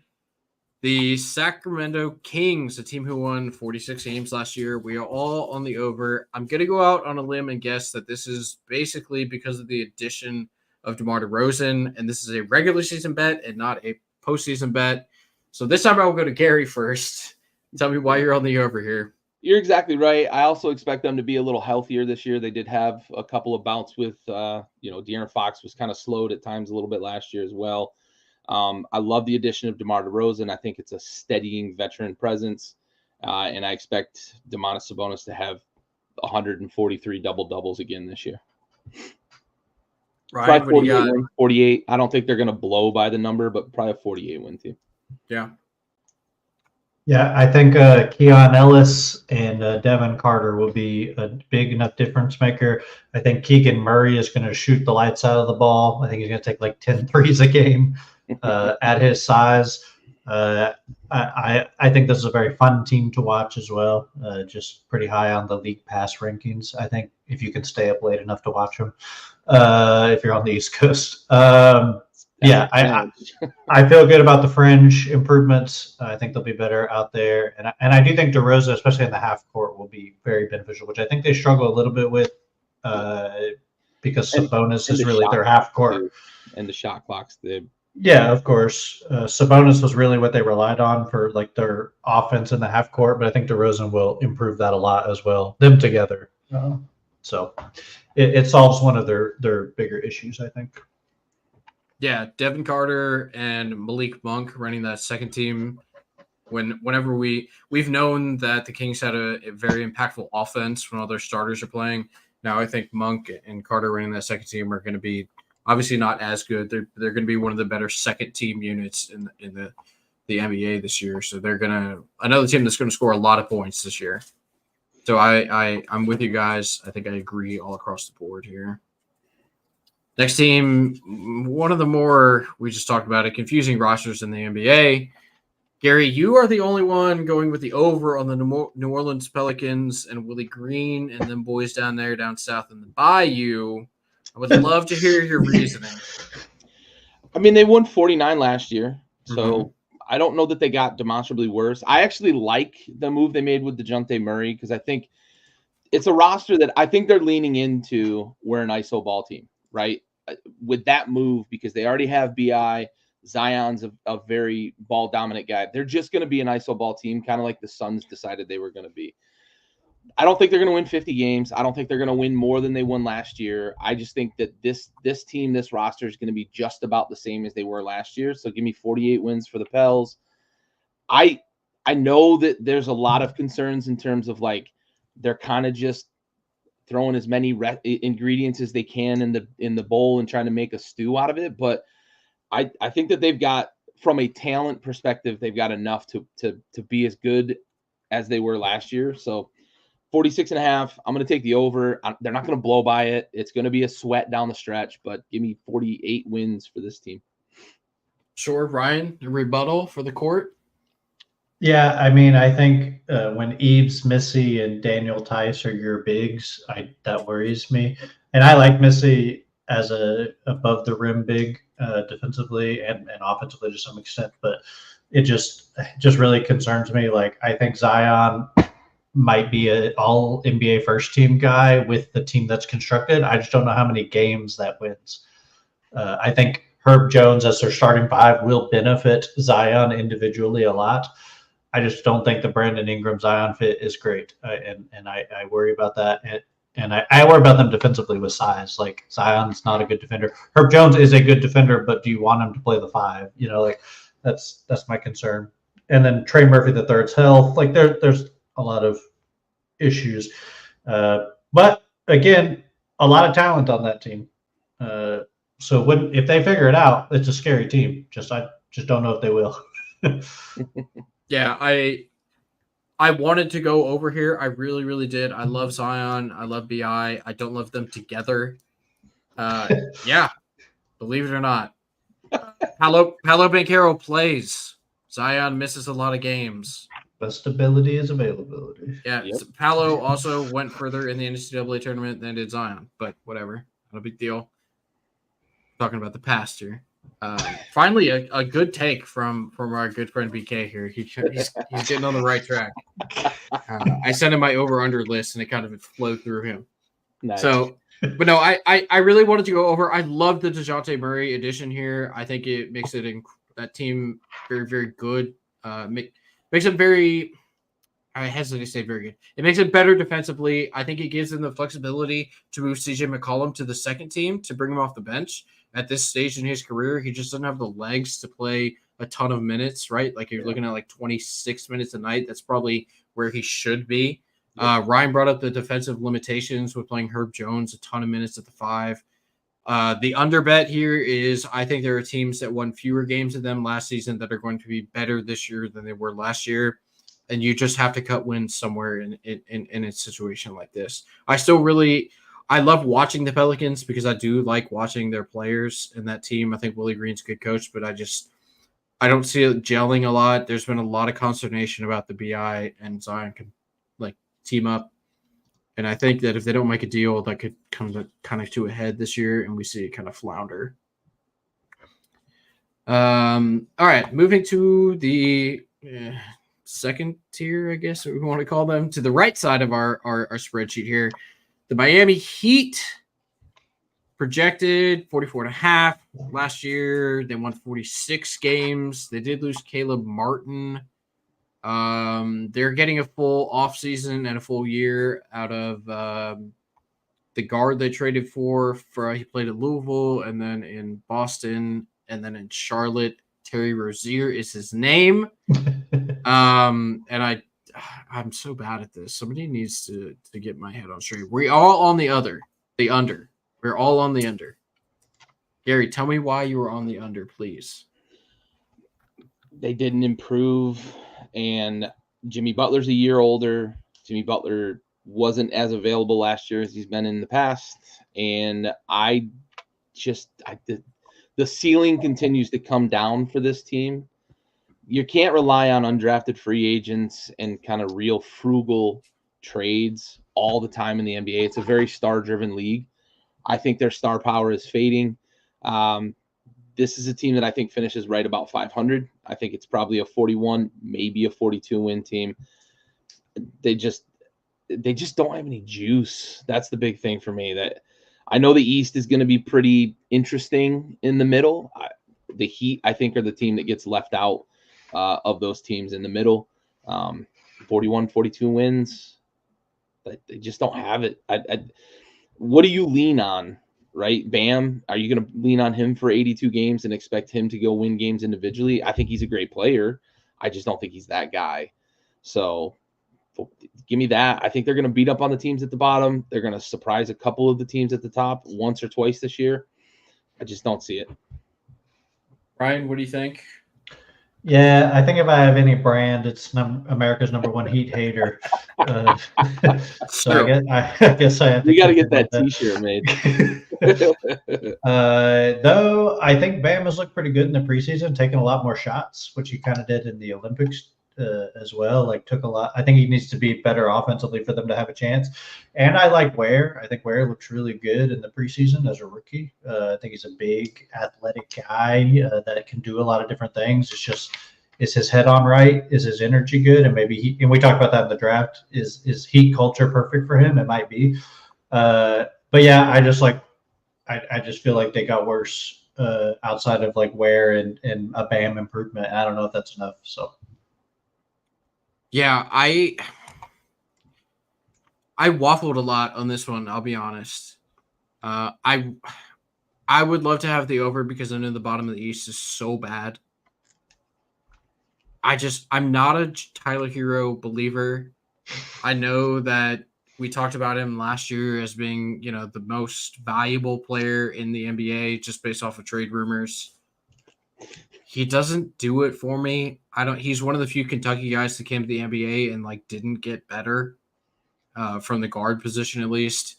Nikola Jovic, to kind of make it I don't want to say make it or break it. He's still pretty young, but they are expecting a jump from him if they want this team to take the next step into real contention in the East. Jaime Jaquez, who you guys know I love, coming out of UCLA, rookie stud last season. Kevin Love, another year older. I just, like Gary said, I don't know that they have the star power to really compete and win a whole ton of games. So I'm leaning on the under here, but if they win 43 games, if they win 44 games, it doesn't shock me. This is one of those numbers that I really thought was kind of dead on. I don't imagine they're a whole lot worse than they are last year or than they were last year. I just don't know that they got demonstrably better. They also have probably the best coach in the NBA. Golden State, 43.5. All right. I'm on the under. You guys are both on the over. Golden State last season won 46 games. This is a health bet. Clay is gone. Steph is getting older. I believe he's 36 now, I think. 35, 36, yeah. Yeah, he's 36. So it's Golden State for the last couple of years. We've talked about them trying to do the double dynasty thing, right? They had those 4 core guys or 3 core guys, I guess, Steph, Clay, Draymond, that they won 4 championships with. Then they won 3, and then they won the one in 2022, and they drafted James Wiseman. They drafted Moses Moody.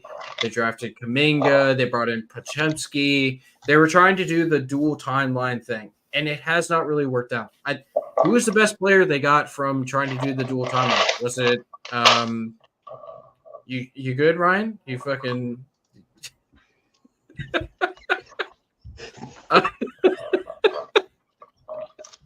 My drink's not working. Love it. Love it. Man, it's not. Wait till I get to Houston, Jesus, bud. No, so they were trying to do the dual timeline thing, and I was looking back again at all their draft picks. You know, Moody, Kuminga, Podziemski, and Wiseman. That's kind of who I associate with the dual. I don't know who the best player out of that draft is. I was a big fan of Moses Moody coming out. They played him a lot his rookie year, like in crunch time minutes in the playoffs. And then they went away from him. Exactly, to Kuminga, who I also think is very good. But then it's like, well, maybe Podziemski, who's going to start for them this year. So Draymond's going to be worse. Buddy Hield didn't really work out for them in that trade last season. Steph Curry probably going to miss time. Hot take, I don't think Steve Kerr is that good of a coach. I think he was kind of handed a championship roster. So I'm just betting on the under. I think the West is super tough. The stars are aligning in my head for them to have a very down season. Gary, would you like to refute any of my statements? Yeah, my dad's on the same boat as you. Yep. I think everybody's starting to feel like the end of an era, right? And I think Golden State tried like hell to put Band-Aids on it and not have to just fully embrace the rebuild. Because I think they did want like Steph and Clay and Draymond to play their entire career in Oakland or the Bay, right? Like, but it just wasn't going to work out with the precipitous fall that Clay had and the injuries with Steph and the way they were trying to rebuild the roster. However, I'm positive this year on the Warriors. I think Jonathan Kuminga is primed to take a step. The big thing from the offseason is that he's been working very hard on his jump shot. And if Jonathan Kuminga has a jump shot, I think he's a dangerous basketball player. I think he's a very good two-way player. And I think that with that roster, they're going to ask Steph to do even less. I hope that they're going to give Pods the reins and essentially say, like, here, young man, you initiate the offense, let Steph run around and just take jump shots, and we'll worry about the rest of it, right? I don't know that I can count on Steve Kerr to do that because he seems like he's made some very weird coaching decisions with some of the young players. You mentioned the Moody thing. They played him in crunch time. They played him in important minutes in playoff games, and then the next season he was like on a milk carton. Pods last year, like they moved him into the starting lineup. He had a really good run where he had a couple of double-doubles. He was averaging like 13 and 5. And then they were like, just kidding. You're going to go back into the fucking locker room and hang out. So I don't know that I can count on Steve Kerr to really lean into it. But in my head, the way it plays out is Pods is the starting point guard. Steph is a jump shooter, the best three-point shooter in the history of the league. Steph's going to be like what Ray Allen was for the Heat during the Heatles run, with the exception of he's going to play more minutes. In my head, right? This is my scenario in my head. And Jonathan Kuminga is going to become the focal point of this team, and Draymond's just going to be the fucking goon that he's been and be the enforcer for this team. And I think it works if it plays out that way. Now, if Steph gets knocked out and misses time, obviously that throws a wrench in my plan. I'm confident that they're going to be close to what they were last year. I think this number's a bit low. I don't know that they're going to win as many games as they won last year, but give me like 45 wins for this team. Yeah, that's fair. Dark horse. I think Kuminga could make an All-NBA team this year. That's how bullish I am on Kuminga. I think he could be on maybe the third team All-NBA. I'm very bullish on Kuminga this year. Okay, so question to you, Gary. Were you more bullish on Auburn to win the SEC or Kuminga to make an All-NBA team? Auburn was a much darker horse. Okay, that's fair. That's fair. I think they both have equal odds to achieve the goal that you laid before them. But I'd like the predictability, or the unpredictability there. That's a good. I like that. I wish I could get odds for that in front of me, but I don't have them right now because Virginia is it's a communist state, sort of. Yeah, fucking. It's Communist Republic. I don't know. We're Commonwealth. There we go. I'm just kidding. I love Virginia. Ryan, why are you on the under? Give me the quick and dirty here, brother. Am I on the under? I thought I was on the over. No. I was on the under. You guys are on the over. My apologies. Yeah, I'll just echo some of the stuff Gary said. I don't know about all NBA for Kuminga, though he did take the leap last year. If he takes another one, that would be big for them. Yeah.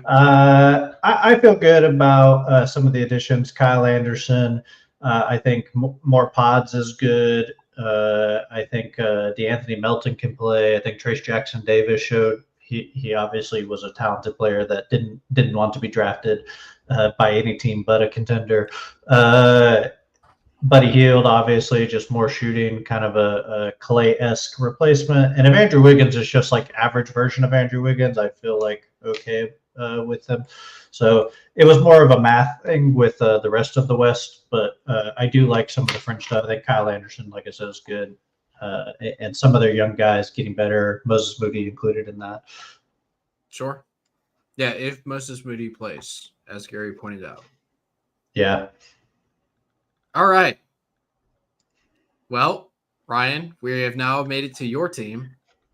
Yeah. Apparently, Gary and I are more bullish on the Rockets this year, who last year won exactly 41 games and lost 41 games. They're coached by Ime Udoka, and their current projected win total is 43.5. Ryan, the floor is yours. Tell us why you are on the opposite side with the under. Yeah, hard to do, hard to say, I guess, as a Rockets fan. I think they're probably about the same as last year. I think they're a better team than last year, but I just think the peripherals in the rest of the league probably equalize some of their improvement, especially in the Western Conference. I know I said a lot of the Western Conference is pushing towards the middle. I do think there's a second tier, and then I think Houston's in that third tier from like 7 to like 12. And I just think they're just on the lower end of it. Though now with the Kawhi news, maybe they move up a little bit. But I just think 3 games is a lot to improve in the West without like a superstar to guarantee behind it. And we don't know if Jalen Green is legit from the end of the season. We kind of know what Şengün is. We feel pretty good about that, but there's 11 guys on this team that can play. Like who plays? Like who's actually contributing? Like there's just a lot of unknowns, and you rely on a lot of lateral improvement, like consistent improvement that I think is difficult to know for sure if that's going to happen. Whereas like maybe Amen Thompson is better this year, but does Tari Eason become better this year? Is he the same guy? Like, you know, like it's hard for all of those guys to get better together at the same time. So I don't feel super confident in that large of an improvement. Sure. I really think that Jack McVay and Jermaine Samuels Jr. makes the difference for this team, really pushes them over the edge. Jack McVay he won the Australian League last year. He hit the game-winning shot to win the Australian League. So see, and only Ryan would know that. Yeah. He's a good shooter. It was like a half-court shot. Oh, yeah, so a lot of skill involved there. Yeah, obviously. Gary, would you like to tell your friend here why he is incorrect about taking the under? Yeah, because if Al didn't get hurt at the end of last season, they win 43, 45 games last year. So I'm banking on health. I'm banking on the fact that this is a very young team that's going to take just enough of a leap that I've got them at 45 wins. I've got them as a playoff team, and I've got the Lakers and the Clippers not to spoil two picks here down the road, but I've got 2 teams falling out of the playoffs, and the Rockets are going to move in. Yeah, I second that. Alpi should be healthier this year. He also should be better this year. Right, and he was a fucking double monster, maybe second best passing center in the league. Like he's awesome, and I think he's going to help this young team continue to grow. Yeah, a young team that added the best 3-point shooter in the draft to this roster. Who can learn a ton from Fred VanVleet because they are the exact same size. Second best odds to win Rookie of the Year. Yeah, I mean Reach Shepard. I think Reach Shepard is going to be really good. I watched a ton of him last year at Kentucky. He was extremely impactful. He may be starting over Jalen Green by midseason. That means Jalen Green's gone. Yeah, that means they traded Jalen Green, bud. Maybe. Gary with some fucking takes tonight. All right, like Look, Reed Shepard's a dog, man. I love what he can do on the court, and maybe Van Vliet's the fucking odd guy out, and they just play those two in the backcourt. I don't know. Maybe Jalen Green's not sitting. Yeah, I think that's a next year conversation, but Maybe. Maybe he does. Yeah, he looks good. we'll I will say I do appreciate y'all supporting. I think this is a Houston attitude that I have. Houstonians are known to not trust their teams. So I do this with Washington. I get it's like I have to put myself down. So if we exceed, I'm like, hell yeah, we did it. And I didn't think we would. The only time Houstonians trust their teams is when they hear trash cans clanging in the background. That's true. That's true. I did trust those teams. Trust the Texans right now. That's fair. Yeah. Can you put Jalen Green at the 3? Maybe Dylan Brooks is the one sitting. I mean, I think Dylan and Fred are gone in the next year or two. Fred has a team option next year, and Dylan is only 2 more years after that. So about 25, 26. I'm trying to get Reed Shepard on the court by midseason. You'd be maybe, I don't know. You'd Injury. be small. You'd be small if Van Vliet and Shepard at the same time. Because Reed Shepard's playing so well. I think he's going to play a lot either way. I think he's going to play plenty. I'm bullish on this roster. I like the roster construction. I like Al coming back, leading the way for this team. Yeah, 3-point shooting is a very, very 3-point centric league for sure. That's why I didn't make it. No jumper, you know. No jumper. Yeah, Ryan just shot everything off the glass, and you can't do that from the 3-point range in the NBA. I mean, I tried. I tried to shoot it off the glass. It was just difficult. It's Tim Duncan. A 6-foot rebounder. All right, Gary, this is your team. You wanted to highlight this team in our I'm gonna call it a production meeting because I don't know, we're unofficial here. We can call it that. Yeah, our production meeting. I think it's not official. Yeah, 43.5 projected for the Lakers. Last year they won 47. Gary, the floor is yours. Why are you on the under? It's a health thing. I think they were very fortunate last year that Anthony Davis played as many games as he did. I think that we saw the kinks in the armor for LeBron. His body started to fail him last year, and he was vocal about it.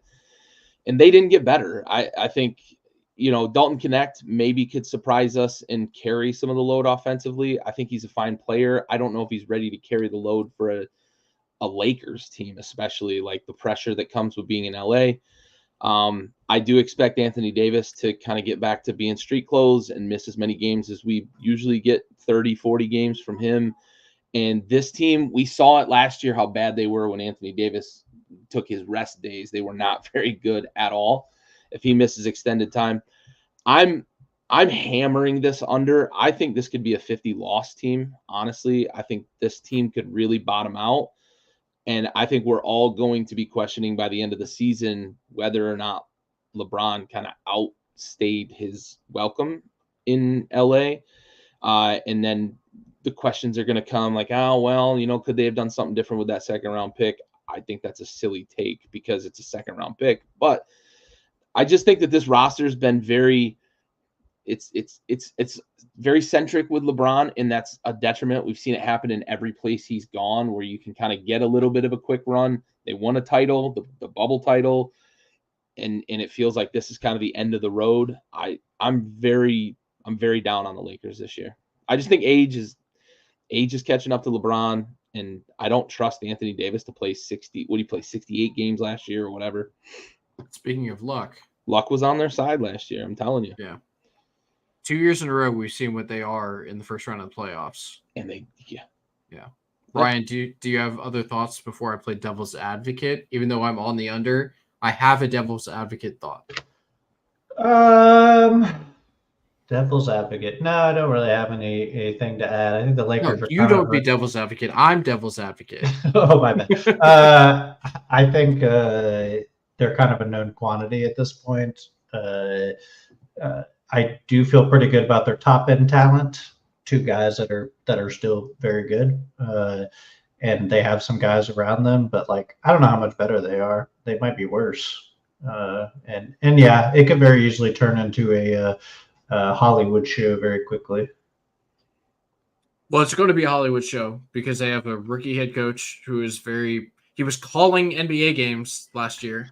I'm not going to, even though I have his jersey hanging above me in the background, I'm not going to praise JJ Redick, the coach or announcer, because although and Gary, I think you agree with me, he's a phenomenal play-by-play guy. I fucking hate that this is his first head coaching job. Yes. I hate it.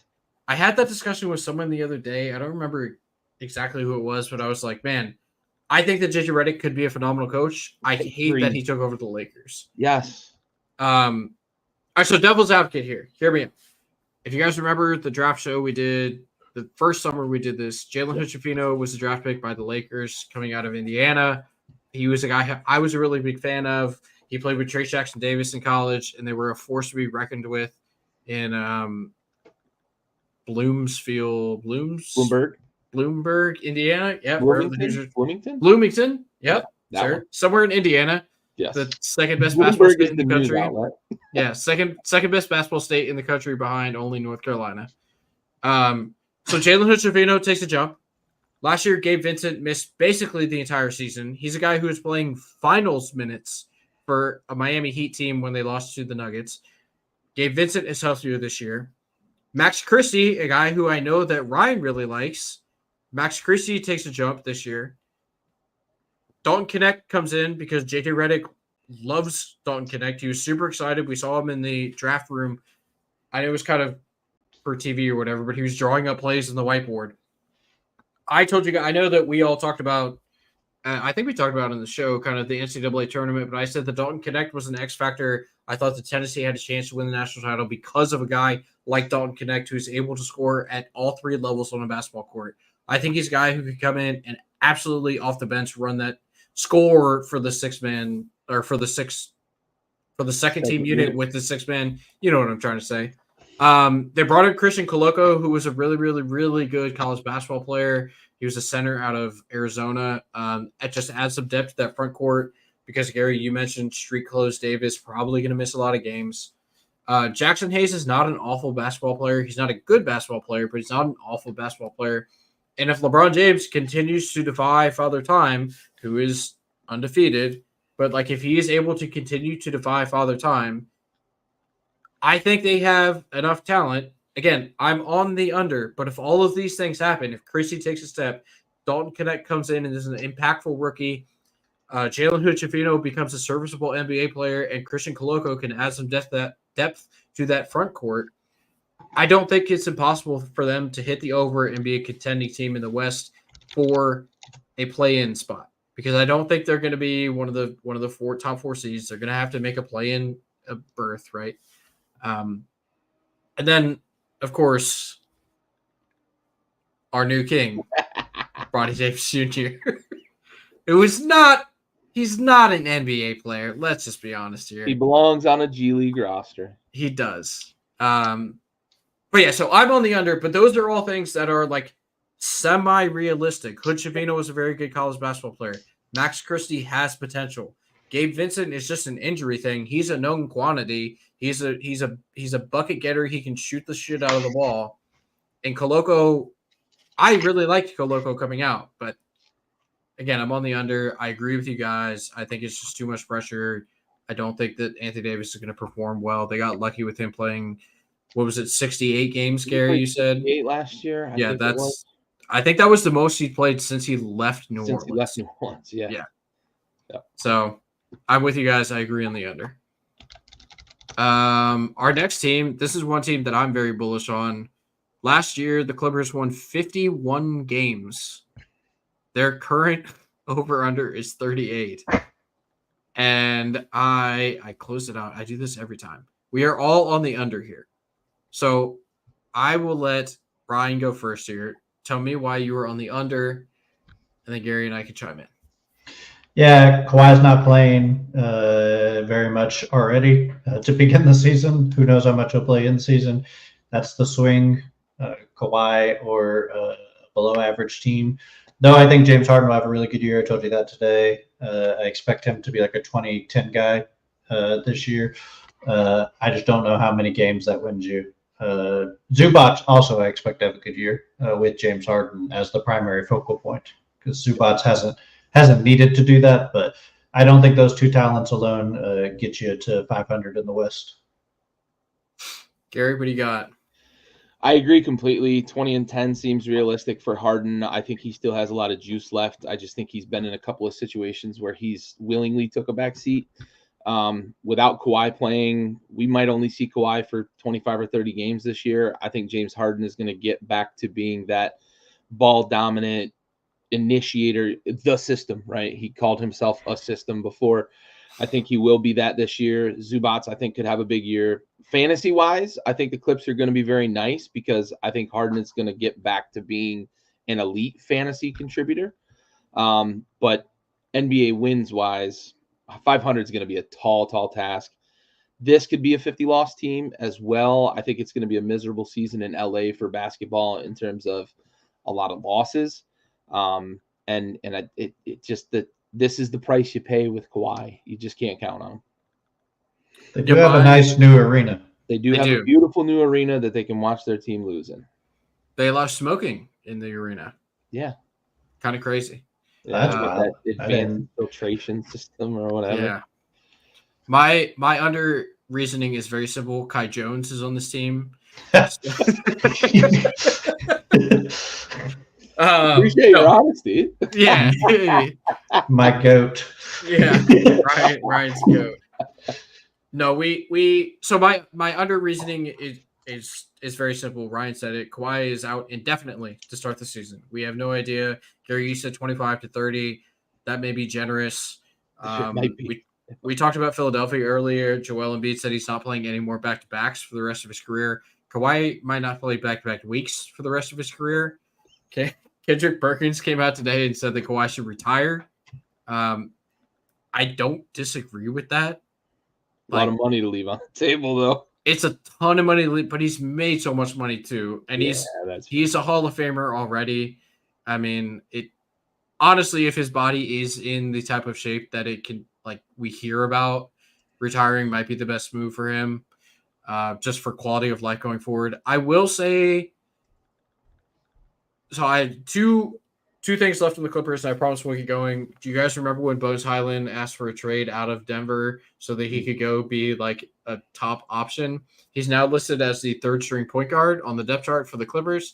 So, they won a championship and you got traded, bud. Good on you. And I do think that the Clippers will have one of the best kits going forward in the NBA. Their new logo and uniforms are going to be super clean. Yeah. I'm a big fan of those. Yeah, Boardman gets paid. Oklahoma City owns their pick.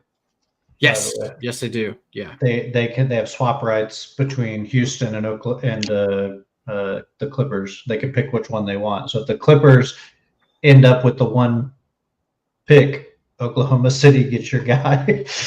We're going to be sitting in this podcast. Get richer. Yeah, we're going to be sitting in this podcast 3 years from now and say Oklahoma City controls your first round pick. There'll be somebody they do. They own everybody's first round pick from 2036. Oklahoma City controls the right to the first pick. Sam Presti, dude. Okay, Spurs, one of the most fun teams in the NBA. Last year, they were not good. They won 22 games. So we have a 16-win jump for the San Antonio Spurs. Gary, you are on the over. Ryan and I are on the under. The floor is yours, Gary. I think this is the other playoff team when the Clips and the Lakers drop out. I think this is a play-in team. I think Chris Paul is a huge upgrade there in terms of his ability to cultivate talent, his ability to elevate young players. We saw him do it with Oklahoma City where he went to that squad and everybody was like, Chris Paul just got sent to basketball fucking purgatory, right? Well, that team made the playoffs with what I think was a very inferior roster compared to the Spurs team. They didn't have Vic Wembanyama on that Oklahoma City team. I just think that Chris Paul and Vic are going to be a very, very good combination this year. And I think Chris Paul is going to elevate the younger players, the perimeter players, to a level that is going to be more on the, on par with getting to a playoff team. I think this is going to be a play-in team. This is probably the last seed, the 10th seed in the West. I think they win. I'm really bullish on it. I might throw a substantial wager on this one. I think they're a 40, win team, and I think they're the 10 seed in the West. Cool. I hope that you're right, and I hope that I'm wrong. So, Ryan, make the case for our under here. It's a very large increase. Is Chris Paul and God, I can't think of his name, Harrison Barnes, enough of an increase to legitimize this team? Maybe. Is Stephon Castle going to contribute? Maybe. Is Jeremy Sohan going to be a guard? Is he going to start? What is he doing? There's a lot of unknowns. Devin Vassell's already hurt. He'll only miss like 2 weeks, but is Keldon Johnson making a step off the bench? Like that, is Zach Collins a decent enough backup big? Like, there's a lot of like external things that concern me. Vic, I'm not concerned with. Like, I have no concerns about that. It's just what does the rest of the team look like, and how good is the West? Do I think they improve by 10 wins? Probably, but like 14 plus wins, like that's a lot. That's a lot to do. And is a very old Chris Paul, who had the worst season of his career last year, and a not as old Harrison Barnes, but an old 32-year-old Harrison Barnes, enough to legitimize and professionalize the team? I just don't know. I don't know if that's the case. They really need some internal development from a bunch of different guys, and Vassell to stay healthy for, I think, that to be the case. And it's a betting on a lot of things, or just a Vic leap where he's like a top 5 guy already, which I think that's asking a lot too for a 20-year-old. Yeah, real quick, Bentley, before I just in Chris Paul's defense, he was as mismanaged as he could have possibly been in Golden State last year, and he had a little bit of health issues. I get that it was statistically the worst season of his career, but I also think that Pop is going to use him in a much more effective manner than Steve Kerr did out in Golden State. I already mentioned all the issues I had in terms of trusting Steve Kerr with that roster out in Golden State. I think Pop's going to do a much better job with a guy like Chris Paul in terms of, as you put it, Ryan, professionalizing this team.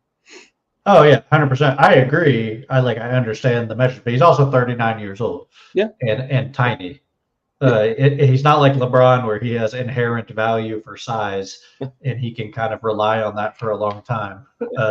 Chris Paul will eventually face father time, I think, a little quicker than most people. And 39 is usually past the point that most people face that. Yeah. I agree with Ryan. My biggest gripe with this over-under and having to make a choice here is that the leap from last year's production to this year's production in terms of win totals would just be too much. I do like, again, I don't have the odds in front of me, but I like a bet for Stephon Castle to win Rookie of the Year.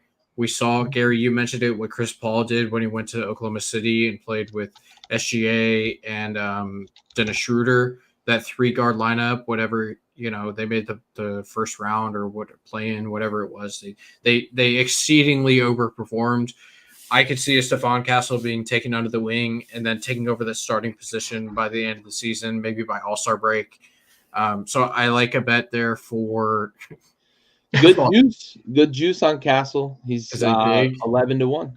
Hey, yeah, I kind of like that, if I'm being totally honest. That was a guy who was a stud in college. I don't know that he's going to be a great point guard, but I think he could be an incredible NBA player, right? I think he could be like kind of what Steph and Livingston kind of were, or Steph and even Iggy, when it was kind of a relationship where you're not bringing the ball up and being a true point guard. If they could get another kind of combo guard to put next to him, I think that could be a really good role for a guy like Stephon Castle. Yeah. Imagine if they hadn't traded Dillingham on draft night. Pairing him with Castle, yeah, that would have been a nice little pair to watch grow. Chris Paul, Rob Dillingham, Stephon Castle. Oh, I would have loved that, truthfully. Yeah. I'm not even like a Spurs fan. I just, from a basketball standpoint, right. I would have absolutely loved that. Absolutely. All right, moving down our list, we got some teams that are for sure not going to win the championship. Gary, you were on the under for the Atlanta Hawks. last year they won 36 games. They're currently projected 36 and a half. Please give me your reasoning for the under. Bad roster, bad team, probably 34 wins. I don't think they're going to make a precipitous drop from what they were last year. I just don't think they're better. Okay. Ryan, over? I don't think the roster is that bad. I think Kobe Buffkin will play a little bit. I think Dyson Daniels will improve their perimeter defense quite a bit. I think Jalen Johnson is going to play even more and be even better. I think Larry Nance Jr. gives them some size and athleticism at the 3 and 4 spot. I think Moro Okongwu is good. By the way, Okongwu is listed at 6'9", 45 pounds on ESPN, so he's lost a lot of weight. So maybe he can't play the 5. Reese Shea, I think Reese Shea already looks better than DeAndre Hunter, which is sad because I think Hunter injuries beat his career up, unfortunately, because I think he would have been a good player. I think Trae Young's going to have another breakout year where he just looks really good again. He's going to have all the time to himself. So I just feel comfortable with the external stuff and a Trae Young improvement and a lot more athleticism on the wings and things like that, which I think will be beneficial to them, especially with Trae. I think that's what you want to have around him. So I just feel better about that. Not a lot better, but I do feel like it's a 2 or 3 win better team probably. Yeah, I think that they were exactly 500 since making the DeJounte Murray trade. And the three of us talked a lot last year about they need to choose one and move on from the other. And they finally did that this year. They moved on for DeJounte Murray. So the show is going to go on with Trae Young, who people know is not my favorite NBA player. But I think, our good friend BK brought up Jalen Johnson, who is one of the best Duke players in the NBA. I expect a step up from Jalen Johnson. I expect Trae to play better because he does not have to share time with DeJounte Murray. Ryan talked about more Onyeka Okongwu. I agree with that. More time from him is better.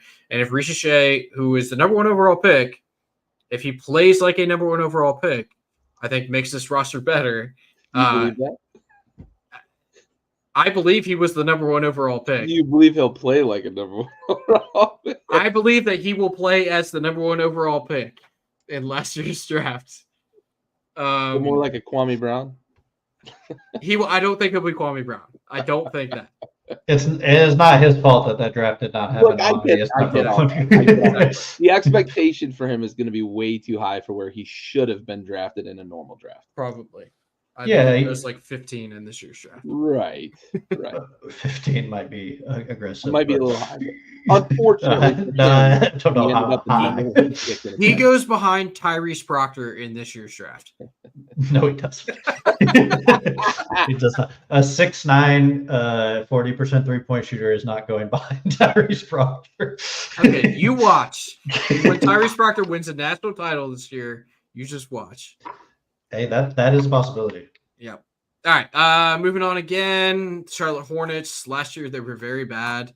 Their win total ended up at 21 games. Currently listed at 30.5. Gary, you once again are the outlier here. Ryan and I are on the under. You are on the over. Go ahead and give me your reasonings, good sir. This is a 100% gamble on the fact that LaMelo Ball plays an extended amount of time this year. My confidence level, if this was a confidence pool, my confidence level on this is like a 1 or a 2. I'm betting on LaMelo Ball playing more games this year than he's played in the past. That's the only reason I'm on the over. That's fair. Ryan, what do you think about the under? Give me your reasons here. I actually meant to put over now that I think about it, but I can give you under reasons. It's the same exact reason that Gary said. You can give overs if you like, because I can also give under reasons. I was changing it as you were changing it, and I think it scared you off. Charlotte was one I didn't feel comfortable with, so I think I ended up wanting to go over, but I don't feel great about either side of it, to be honest. It's a big unknown, but I do think Brandon Miller is going to make a jump. And I think Trey Mann's kind of an unsung guy that could be pretty good if he can play next to LaMelo, because LaMelo kind of covers for the things that he's not great at, not defensively but offensively. I think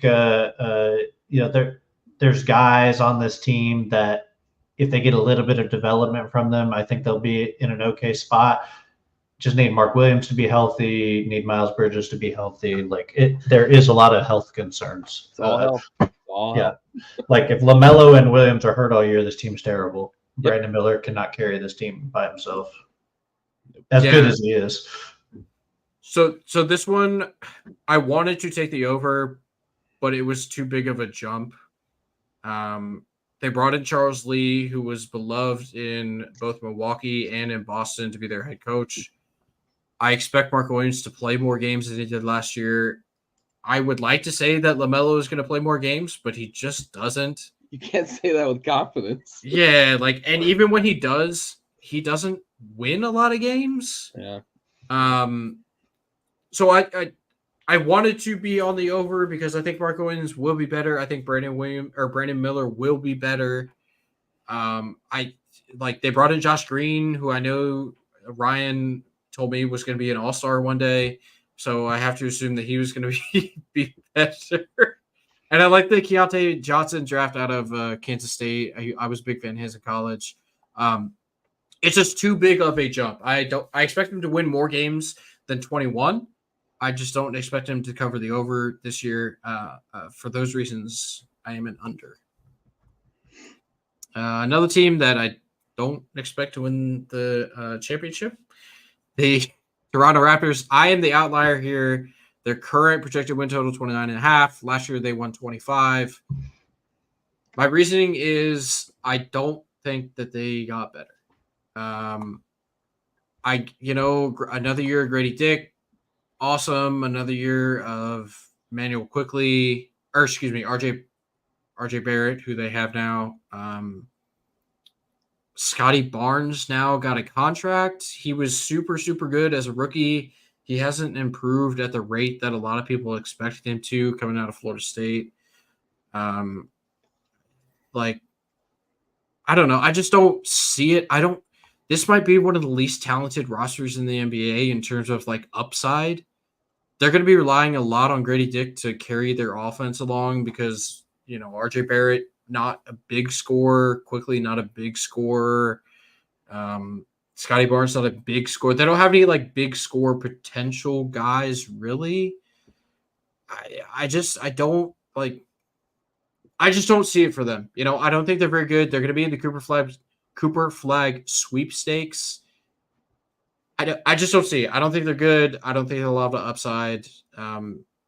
Gary, obviously you're on the over. Please tell me why. By the hook. This number felt like I said they're like a 30-win team. Numbers right at 30, so I stuck with my gut on being 30. I think the roster is settled, and I think that's partially that's an asset in the NBA, having a settled roster. I think they're basically settled into we're just going to be a bad team for a couple of years, and we got to rebuild this thing through the draft. They're probably going to be sellers at the deadline, and if they've only won 15 games by the deadline, they won't win 30 games. But I just think that they're gonna sneak up on some teams. I think Scotty Barnes is good enough. I think RJ Barrett is a complement to that. Grady Dick could, if he continues to grow. This is a 30-win. I'm not here to tell you the Raptors are a good team. I'll tell you that. That's fair. Ryan, what do you got? Yeah, I think they're the best of the bad teams in the East. That's a good way to put it. And I actually have, I think, mostly overs on a lot of these teams in the East. I know I've been kind of making fun of them, but I do think they'll be slightly better than their projections just because I think the top of the East will give away some games to them. And I think Toronto will benefit from that. I think they have some interesting reclamation projects like Davion Mitchell and Ochai Agbaji. I think both those guys are interesting to me. There's some talent on this team. And I think Scotty Barnes is better than you'll think he is. I think he actually was pretty good last year. I think he improved quite a bit last year. I think it's the shooting that people are like, oh, that hasn't really improved. But he shot 30% last year, or 34% from three last year, which is almost respectable, like for how bad he was, like 28 the year before that. And that was on 5 attempts. So it's quite a bit. And if that just goes up a percent or two and everything else goes well, RJ Barrett the whole season, Scotty Barnes missed 22 games last year, and Emmanuel Quickly the whole season, who I feel like Quickly is in line to make a maxi leap. I feel I like that. Yeah, I know you do. I feel pretty good. Not great. I don't think they're a playoff team. If they are, they're like the 10 seed, but the play-in team. But I feel better about their roster. 35 wins could get you in the play-in in the East this year. Yeah, and that's what I mean too. Like they're a below 500 team that I think is better than people think. All right. So this next group of teams. Jazz, Bulls, Pistons, Blazers, Wizards, and Nets. I think we all agree that they are in the Cooper Flag sweepstakes, right? Yeah. Anyone feel differently? No? Looking at my bottom 3 there, I'd fucking hate 2 out of those 3 that I picked overs on. Like, they're going to be so goddamn bad. All right, so here's what we're going to do. We're going to blaze through. We're going to do, 10 words minimum on each of these teams, why you made their picks. And then I'm going to put you guys on the spot. I have a question at the end of our list. I'm going to put you guys on the spot. So here we go. Next group. Jazz. Ryan's on the over. I'm on the under. Gary, you're on the over. Ryan, you go first. You defend your pick. Lots of young talent I like that I expect to be better, and still some residual high-end talent on the team. Okay. Gary, what do you got for the over? Same reasons, 30-win team. Okay. I'm on the under. I don't think Lauri Markkanen plays the entire season. Okay. I'd be on the under too. Yeah. Walker Kessler takes a cut. All right. I like Kessler. Yeah. I like him on my fantasy team. Yeah, true. Yeah, per category. Our next team, the Chicago Bulls. Ryan, you are on the over. Gary and I are on the under. Ryan, please, the floor is yours. Yeah, I like the depth. I think is my big. They actually have like 11 guys, which I think it's going to help them a lot, especially in the guard rotation. They're not great in the front court, but I really like their guard rotation. I think they're going to surprise a few teams. Okay, Gary to the under. I think they're selling at the deadline, bottoming out, probably going to intentionally lose 60 games. Yeah. They have a lot of guys that are like the 5th best guy on a playoff team. Also, Buzelis is going to play a lot of minutes for them, which is not a good thing. I like Buzelis. Yeah, but not on a winning team as a rookie. Well, I don't think they're going to be a winning team. Pistons, 25.5. Gary, you were on the under. Ryan and I are both on the over. Gary, you go ahead and defend your pick. Last year, I got laughed at last year when I said the Pistons were going to win like fucking 9 games, and they won like 9 games. They're bad. It's a bad roster. Cade Cunningham can't carry that roster. I'm still way out on Cade Cunningham as an NBA star. Bad team, bad roster. They won't win 20 games again this year. Okay. Ryan, you over? Yeah, I think Tim Hardaway Jr., Tobias Harris, and Malik Beasley will all be significant contributors to that team and raise the floor quite a bit, especially Tobias Harris. You know, I'm a big Toby fan. And I think the young guys get better. And maybe this is the Cade year he can stay healthy. All of those things, I think, lead to a mid-20 win team. Yeah, I agree. I think Tobias Harris is an upgrade. I think Jalen Duren takes a step forward. Wendell Moore Jr. really adds a lot of depth to the backcourt for them. And I listen, the way you can crowbar it, you are a fucking sniper.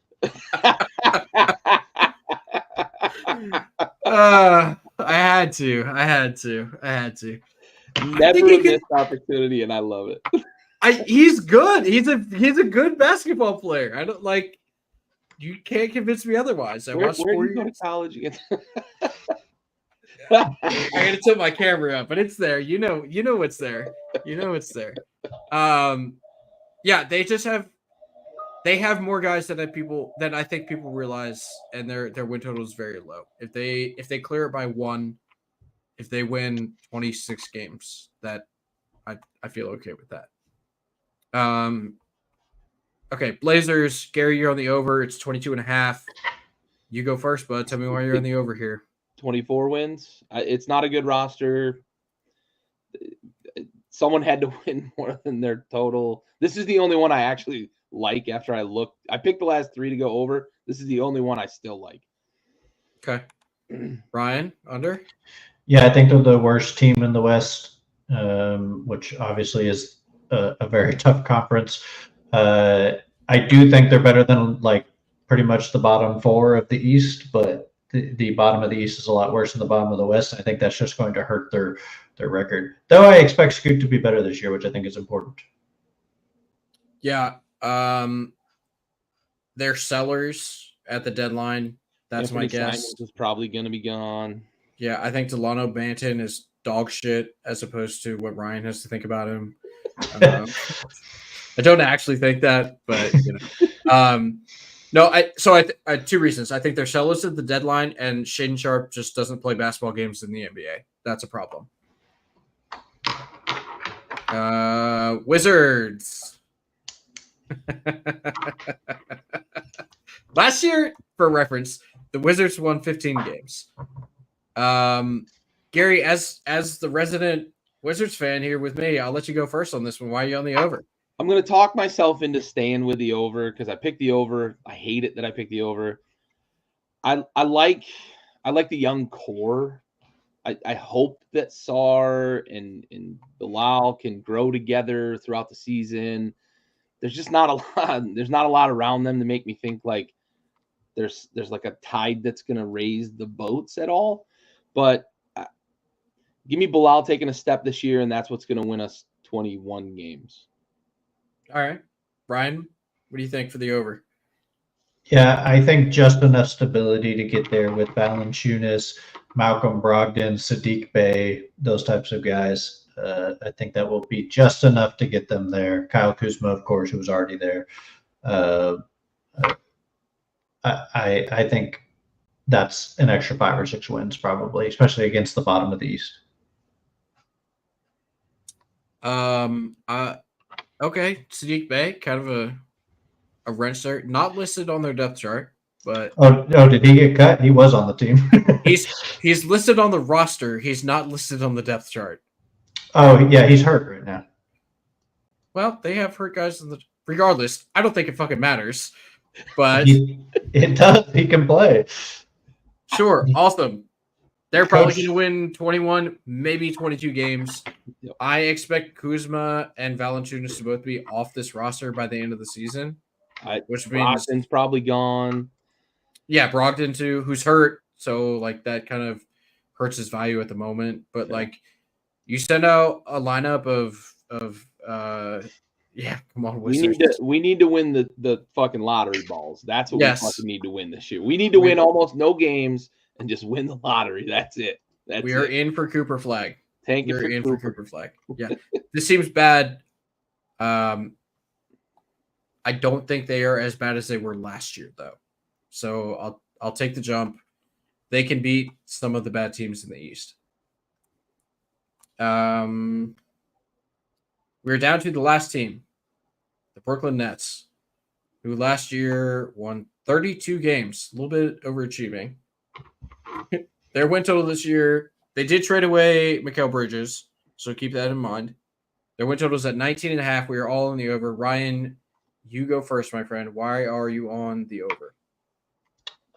They have enough wing talent to win some games. I mean, that's pretty much it. The Dorian Finney-Smith, Cam Johnson talent, I think is going to win them a couple games. Obviously, Cam Thomas should be fun.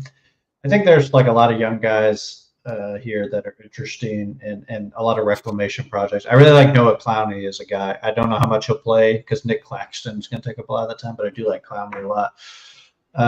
And I think they'll do enough. The Wizards, they'll kind of trade games and they'll steal some wins from the bottom of the East. So I just don't feel great, but I think they're better than. They're the worst team in the NBA, but better than that number. Sure. Gary, what do you got? Yeah, very similar. I don't think they're the worst team in the NBA. I think I have the Pistons with the worst record. I have the Wizards with the second worst record, and I have the Nets winning exactly one more game than the Wizards. If you told me that Ben Simmons was going to be as engaged as he's faking it in the preseason, then maybe this is a 28 to 30 win team. But I just don't buy it for more than the couple of weeks that he's been trying to prove people wrong. I think very soon he's going to check back out, go play Call of Duty or whatever the fuck he wants to do. This is a 22 wins, probably accidentally because of how bad the bottom of the East is. They're just going to swap wins. Everyone's going to beat up on the Pistons. Yeah, I got them like right at 20. So just by the hook, like you, Gary. I like winners at heart. Okay. Sure, they are.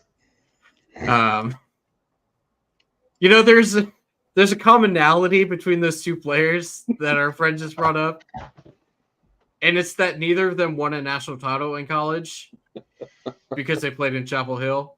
But regardless, there is a Duke, North Carolina references that it was like 6. there is a Duke player on this roster who I do like. I like Dariq Whitehead. I like Jalen Johnson. I like Noah Clowney. Nick Claxton is a good NBA player. I don't know if he's on this roster, similar to Jared Allen. Those are two guys that I could see move somewhere near the deadline to contending teams who are looking for like an inside defensive presence.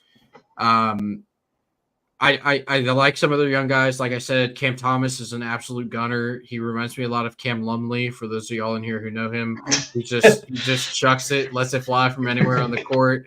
An absolute gunner. Same efficiency too. Same efficiency as well. Just a little more talent than Cam Lumley. But yeah, 20 games for them seems realistic. They probably, for my money, will have the second worst record. I think Portland probably has a worse record only because they're in the West. But yeah, if they clear it, it'll be like by 1 or 2 games. So that is our over-under preview. Next week, I don't entirely know what's going to be on the docket, but I'm going to put you guys on the spot for the show tonight. I'm going to ask for your NBA championship winner.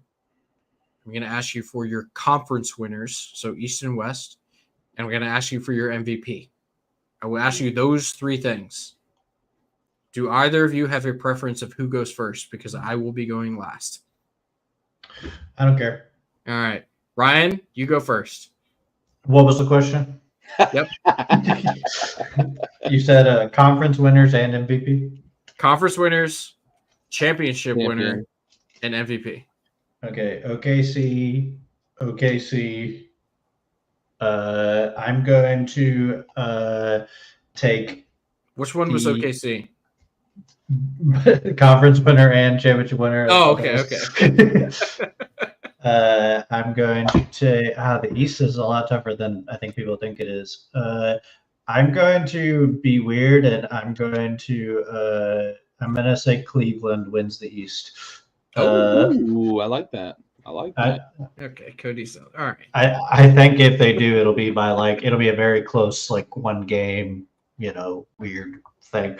I think if they're healthy, they're a top 3 or 4 team. So, and MVP, I'm going to take SGA, especially I think if they win 62 games in the West, he will win it just because best player, best team in a very tough Western Conference. So. Okay, I guess I should have prefaced this. I'm asking not who has the best record, not who's the 1 seed. Oh, who gets out? Yeah, who will be playing in the NBA Finals? That's my question. I apologize for not framing it correctly. Okay, I'll take OKC and Cleveland. Okay, all right. All right. Gary? I'm very similar. OKC out of the West. I just think it's the best roster in the West. They're so deep. They're young, and they've got a mix of kind of savvy vets.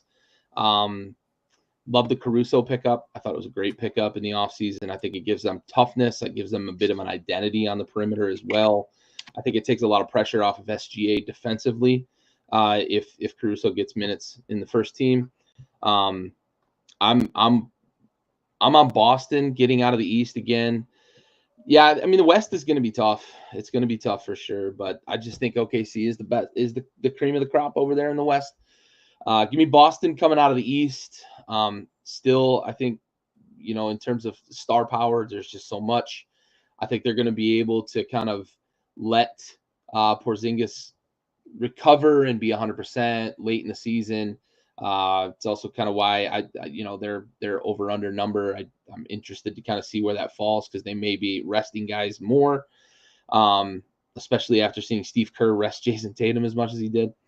But OKC over Boston in the finals. I think it's OKC. It feels like it's their year. They've got this kind of confluence of, like I said, young and some vet talent that's gonna, and they got seasoned last year, right? They were the 1 seed, but they got some exposure to the playoffs.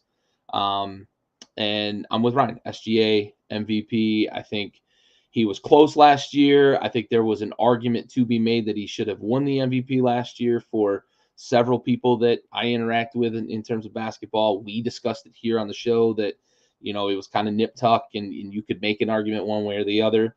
I think this year he's going to be clear cut. OKC, I think, is going to win 60 games. And I think he's the best player on that team, but I think he's going to have a repeat of last season statistically. Ryan, you have a fan in the chat. Thanks, Yeah. Dad. Those are good picks from y'all. Those are good picks. I'm going to agree with the Oklahoma City pick. I think they win the West. I think they win the championship. My MVP will be Luka Doncic. Okay.